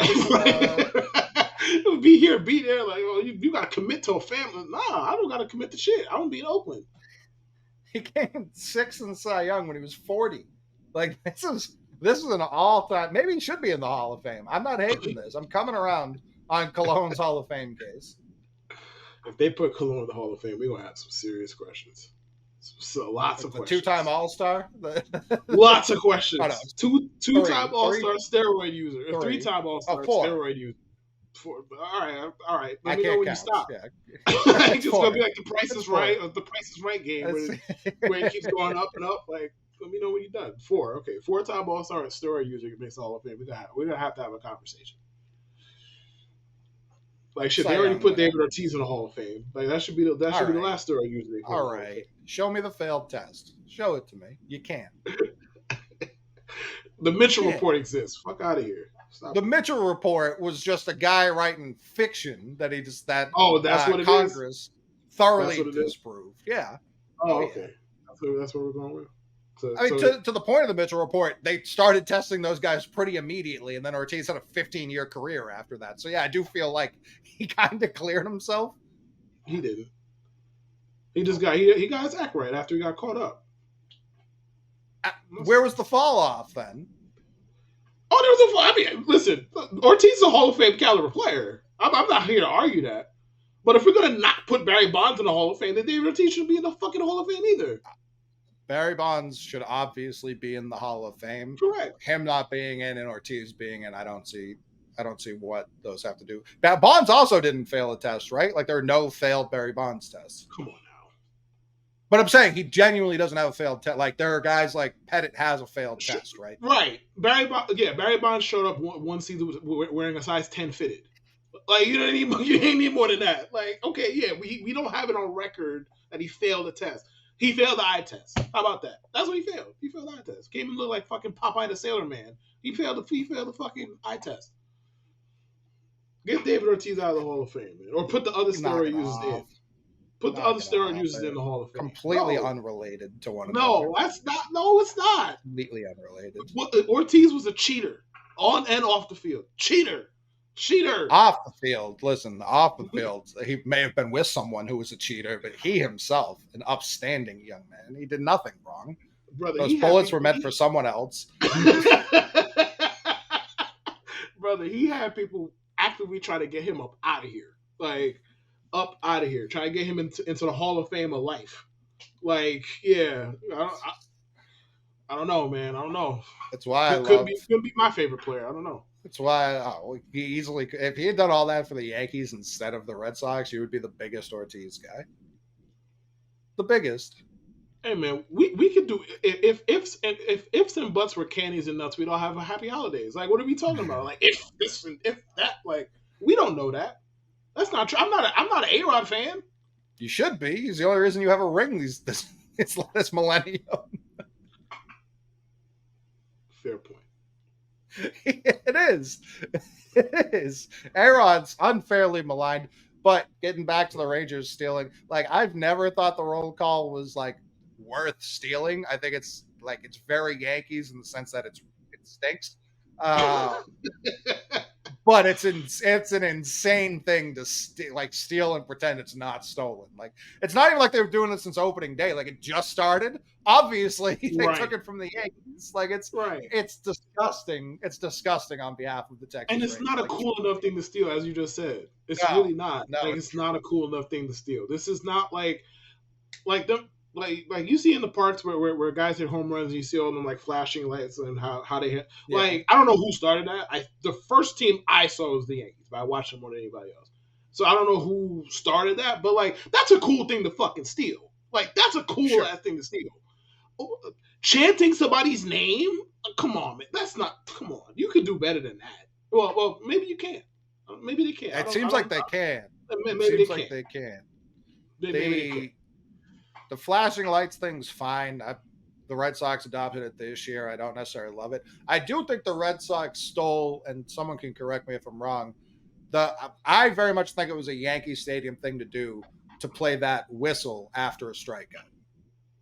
You know what I'm talking about? The Red Sox have been doing, I feel like the Red Sox have started doing that in recent history. I don't remember it my whole life. And it very much is a Yankee Stadium sound to me, and I wish we had a different sound. Why would they I don't know why they would do that. That's weird.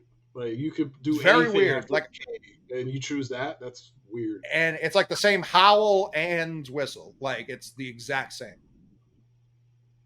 Like I mean, I guess they're trying to take after the franchise with more championships. I don't know why we would want to take the franchise with the most championships, most of which came when people who look like you weren't allowed to play. When in modern times, we run this fucking division. No, you don't. No, you don't. Stop it. We run the league. We've got 4 this millennium. We have 5 since '96. What's your point? That's a different millennium, friend. I'm sorry. Should have waited. Should have fucking waited. Not my fault. The Yankees got to stop embarrassing me, man. Stop it. Please. I'm begging you. I think it's fine. Of course you I think what's going on there is great. Big fan. You do. Hope it continues the rest of my days. Yeah, because you're a heartless motherfucker. That's why. It's unbelievable. I mean, are we in agreement we're not rooting for the Orioles, like, at all? Nah. I'm not. I never really thought about it until you just... Nah. Nah. Mm-mm. I don't dislike them? the Orioles. Yeah, I don't dislike them. Their whole offseason and trade deadline made me not want to root for them, though. If we're going to keep it a beam. Like, that's what got me. Because, like... and then, like, the offseason, like, okay, I get maybe you just thought, all right, this is going a certain way. We're going to try and be, like, a 500-ish team. Like, throwing big money at players isn't really going to do a lot for us at this moment. Okay. Understood. Fine. You get to the deadline, and, like, the Orioles, the AL is not exactly overwhelming with these teams. Like, it's. No. I think the Astros are still probably the best team in the league. I don't think I'm speaking out of turn when I say that. The rest of them are kind of like, are you scared of the AL Central winner? Because I damn sure am not. The Rangers are good. I don't think they're... I mean, if Scherzer's going to keep pitching like he's been pitching since he got there, they become a different fucking animal. Especially if Eovaldi comes back, they become a different animal. Okay, cool. But, like, the Orioles, a case for them winning the World Series, winning the AL in particular, as constructed, isn't even that hard to make. And then at the deadline, they kind of just, fuck it. Like, why bother? And it's, like, go for it. You have a legit shot to win a championship. Right. Legit, or at least at minimum to make the World Series. Like, what are we doing here? Obviously, they still could win a World Series. I don't know that, like, this pitching screams World Series staff to me. They theoretically still could, but I don't want to say, like, it's impossible for them. For sure. Largely because of what you just said. The field's not... I feel like it's pretty balanced. I feel like a lot of teams feel like they have a shot right now. Right. But I think they fell into the trap where it's like, we're so young. I think they're 29th in cat. Like they've spent the 29th most dollars out of anyone in baseball, like on this roster.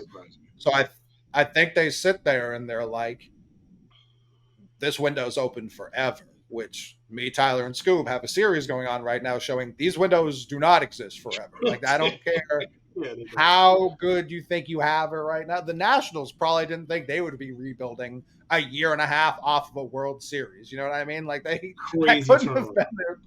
Crazy turnover. What they thought was going to happen. They basically Marlins did. They did exactly what the Marlins have done coming off their 2 World Series. Fucking sell everything. Well, this is about 2 championships. We're like, oh, well, fuck it. We don't need these people anymore. Goodbye. This sold everybody twice. Just keep doing this. That's fine. Twice. That's insane, bro. But it's like I look at guys like Mullins, who's already 28. Santander's having a 150. No, excuse me, this is OPS. 116 OPS plus season. 28 years old. Obviously, they've got Gunnar, obviously. And Rushman's even a little old. Like, he's 25. He's a rookie and all, but it's not like he's 22. Yeah. You know what I mean? I was going to say, like, they should probably follow the Braves model of just bringing up all their players and then giving them 18-year deals for, like, $20 an hour. I was going to say that. But then I realized, like, with Adley, like, that could be a little bit tricky. A little bit. Like, if you want to sign him long-term, like, you're going to sign a catcher to his age, like, 36 season? Like, 35, 36 around there is tough. But I mean also they couldn't move him off catcher, to be fair. But yeah. Right. I think he's athletic enough, and obviously his hit tool is good enough where he can play first and still be a plus player for you. But yeah, I mean, if you do have to the other side of it, if you do have a catcher under team control for the next 5 fucking years, why would you trade him? Or why would you pay him when he's going to be 30 by the time he's going to be a free agent? Yeah. So that's where it's like it gets dicey. Mountcastle's fine. He's 26, but it's like they still have, I think, the top minor league system per the MLB. So it's like still terrifying that they're going to add probably, but to the other side of it, they could have easily moved because the guys they traded for Flaherty were like 16th and 18th or something like that in their organ. Like they didn't trade up. They could have traded more to do something. Obviously, Gunner's 22. They've got Jackson Holiday coming up. I'm not saying trade your shortstops because you can move those guys to anywhere, but whoever their number 3 shortstop in the organization is, maybe get off that guy to improve this roster and become they're the favorites. They could have traded Joey Ortiz. Like he's like right. I mean, they could have traded him and gotten something pretty good for him. I'm assuming. So if the Mets are going to be paying 100% of the salaries just in order to get a good prospect back, I feel like those were easy trades. If you're truly not trying to waterboard yourself with salary, which they could add plenty of salary, but it's like, all right, here's an ace that could really anchor our rotation and give us a guy with World Series, with playoff experience for free, give up our 4th best prospect. That feels like a move that should have been more thoroughly investigated. And they're like, nope, we're all set. Nope. Right, we're all set here with our pitching staff featuring like Kyle Gibson and Kyle Bradish and like a whole bunch of nice pieces. But like, you think that's a World Series with a staff? I don't. And it's like Grayson. I think Grayson will be better moving forward. He hasn't been great this year. He's been really good his last like 7 starts, I believe. But he started off on the struggle boat, like big time struggle boat. But he's been good recently. He's still at a 5.44 ERA, but he's still a rookie. Like he's a 23-year-old rookie. So and that ERA was like 8 before like the last like 3 weeks or 4 weeks. So sure, like, he's coming around. But that's like, all right, so next year he projects to be like your 1 or 2. But the window's now, like I thought coming into the season, I was like, I think they'll be around 500. I didn't think they would be ready to take this step. They obviously are here now. You have to change your calculation by mid-season. You can't just be like, no, let's stick to the script. Couldn't fucking agree more. You got to get yourself a legitimate arm at that point. Got to. And I like Flaherty. If Flaherty was the second move they made, like obviously Fujinami was the first move they made, but in terms of attacking the starting rotation, if Flaherty was the second move, Like Cole Irvin doesn't move me at all. I think they already moved him to the bullpen anyways. Like if they would have got Yeah, Scherzer and Flaherty, like obviously Scherzer's situation is complicated. He has no trade, blah blah blah. But let's just play along for the sake of talk. Like if they would have got Scherzer and Flaherty, like yo, they might be legit. sure. I think Scherzer exercised his whole no trade clause for the other team to pick up, like, because that's what he did with the Rangers. He was like, you have to guarantee my whole salary next year, Right. which they were like, okay, the Mets are paying it anyways. We don't give a fuck. Like, you know, sure. The Mets are paying the tab. I'm gonna get the most expensive shit on the menu. I don't give a fuck. Like, cool. Yeah, like fine, bro. Fine. Scherzer's playing the DMV area with the Nationals. Obviously, I would have been shocked if he said no to Baltimore. Like, genuinely shocked. Fair point. Like they could have. Now, Eduardo Rodriguez, he was like, I love Detroit. I'm not going anywhere. Like, that's a guy. Yeah, I could see that being tough to shake. And what's funny is like, I don't think I've ever heard anybody in my life say they love Detroit. Ever. So I looked into it because I didn't hear anyone talking about it. Right. I didn't hear anyone talk about it, and it was confusing to me. So I was like, maybe I'm missing something here. California's tax rate is 10% higher than Michigan's. So I am kind of shocked. More people were like, why didn't he want to, like, why would you want to give up 10% of your money to go play for the Dodgers? Like, unless they're going to be matching it or something, like, yeah, I'm all set. Like, that's millions of dollars. You know what I mean? Like, I'm all set. And to try and win a World Series, like, that doesn't move everybody the same. He already has that. Oh yeah, that's right. He already has a ring. So like, why would he? Like, right. I mean, the argument is you'd rather live in LA than Detroit. Not everybody cares about that, but most people care about the fucking money though.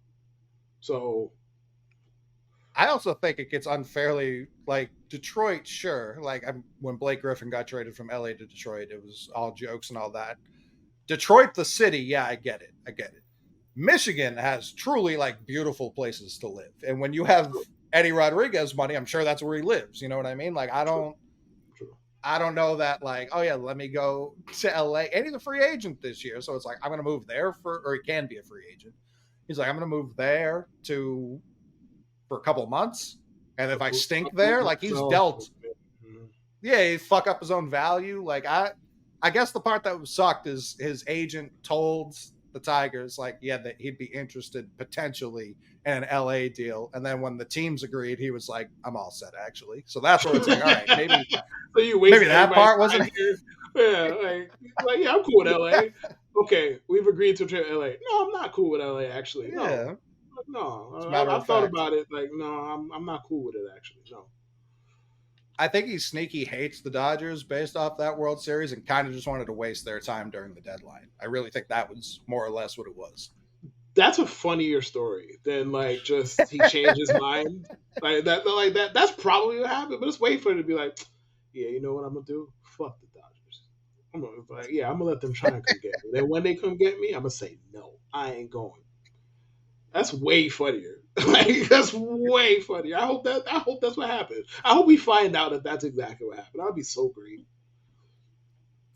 It wouldn't necessarily shock me, but is there anyone out west? We hit on the Braves a little bit. They're terrifying. I think they're just going to be terrifying like the rest of my life.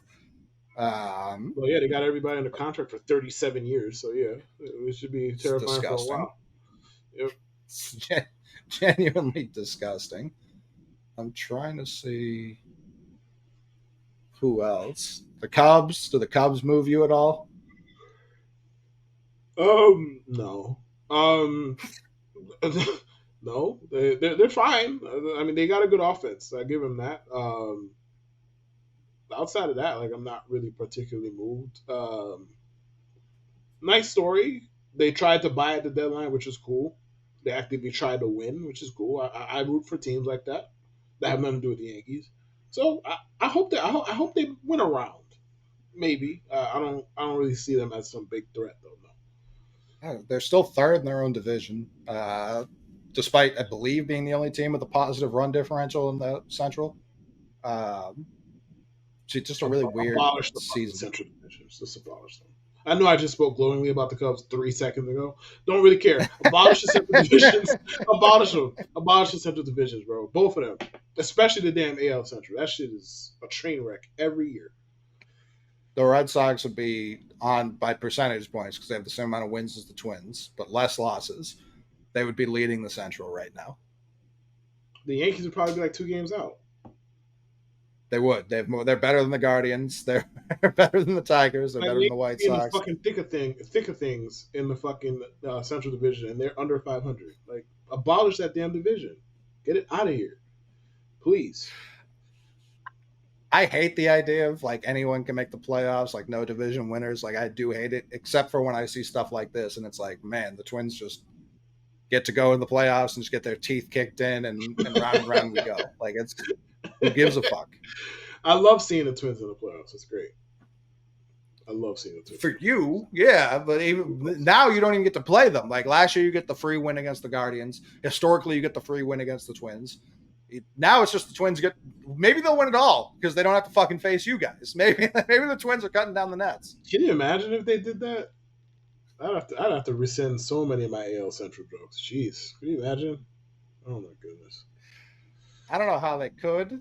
I don't see it. But it would be very funny. The Braves fucking run differentials plus 208. Good fucking grief. Oh my god. Like I knew they were incredible, but my god, bro. Yeah, they're Good a problem. Grief. They are terrifying. They're a real problem. The Rangers are plus 195. Interesting. The Rangers have been good. Like I wasn't high on them based off they just kind of did the same thing this last offseason they did the year before. But Simeon didn't wait until June to start hitting this year. Seager, the first 2 months. Seager's been unbelievable. Seager sneaky has a case for best hitter in the league this year. Sneaky. But he's been that good.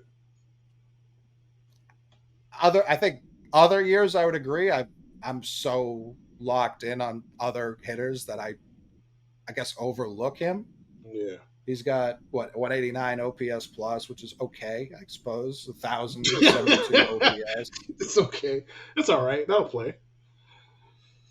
Yeah, 22 dingers. He only played 78 games too, which is terrifying. Yes, bro. Yes. He's been outrageously good all year. Well, when Simeon's got a 125 OPS plus, Dolis Garcia 129. All 9 of their starters, with the exception of Tavares and Grossman, who hasn't even played as much as Duran. So Duran plays more than Grossman, and Duran's got a 118. So yeah, 8 of their 9 starters have OPS pluses above, like well above 100. Above 110. I gotta watch Billy McKinney and IKF hit in the middle of the Yankees lineup. Too much IKF hate. It's not fair. Listen, we did an entire show, and I think this is what we almost 2 hours in. I think that's the first time I mentioned him. You brought him up. You brought him up in the Donaldson trade just because he was part of that transaction. Right. I almost brought him up longer, but I didn't. Like I'm just excited for him. Here's what's going to happen, and I just want you to be prepared for this. Time loves nothing more than a second baseman who can also play some outfield. I would be shocked if IKF signed anywhere but Boston this offseason and then was just like really solid. Not great, but just solid for us. Listen, and it would drive you insane. Objectively speaking, since, what are we in now? August? Since like May, he's been fine. Like, I can't. Look, when you bring him in and you try and make him the starting shortstop, that's an issue. IKF in a vacuum, as to just plug him everywhere, let him play all over the place, let him play 3-4 times a week, guys, fine. Like, it's fine. Like, I haven't said much about IKF the entire season. Like, it hasn't really been much to say. Like, as a utility player, he's fine. Like, he's hit well, and he's swinging way harder nowadays. So I don't know if this is one of them, like, I'm gonna be a free agent, so I gotta get my money. Maybe that's what it is. I don't know, but he's swinging way harder. Hasn't led to a lot of home runs. I think he has like 6, which I mean, it's a lot. Yeah, 6. But 6. Yeah, like he's been fine. There hasn't been a whole lot to complain about there. If the Yankees team was better as a whole, everybody would probably like IKF more. Even me. Go No figure. doubt. Even me. No We'd like doubt. him more. But it's just he has been so far down the list of their problems, not even worth complaining about him anymore. So I would argue he hasn't been a problem at all. He hasn't been. From He hasn't from been. Katie Sharp, who is the best Yankees stats person on the planet. She said IKF. This is from the 13th, so 4 days ago. I can't imagine it's changed too much. IKF is now hitting 333 with the runners in scoring position this season. That leads all Yankees this season. No one else above 100. He's at 54 chances. He's got 18 hits. Last year, he hit 327 with runners in scoring position. When he gets up with ducks on the pond, he's been your, outside of Judge, obviously, he's been your most lethal hitter. I agree with you that if this was a good Yankee team, or even an above average, like just not this, people would be, the hate wouldn't exist anymore because Volpe would have that shortstop position. He'd probably be playing with third. Yeah, probably. Or left, like wherever, like anywhere. Right. Like he's been bouncing between left and third, more or less. And then right sometimes when Judge and Stanton get days off. He's been fine. He's been fine. I'm just preparing you for him being like an absolute nuisance, still in the AL East for the considerable future. It's one of those things where that's the only outcome here that could like irritate me about him leaving. Because the minute he signed with the Red Sox, it's like, oh god, we're preparing ourselves for like 3-4 years or however many years of hell. Because he's gonna come here, he's gonna kill us every single time. Yeah. Mm-hmm. Mm-hmm. And I can't wait.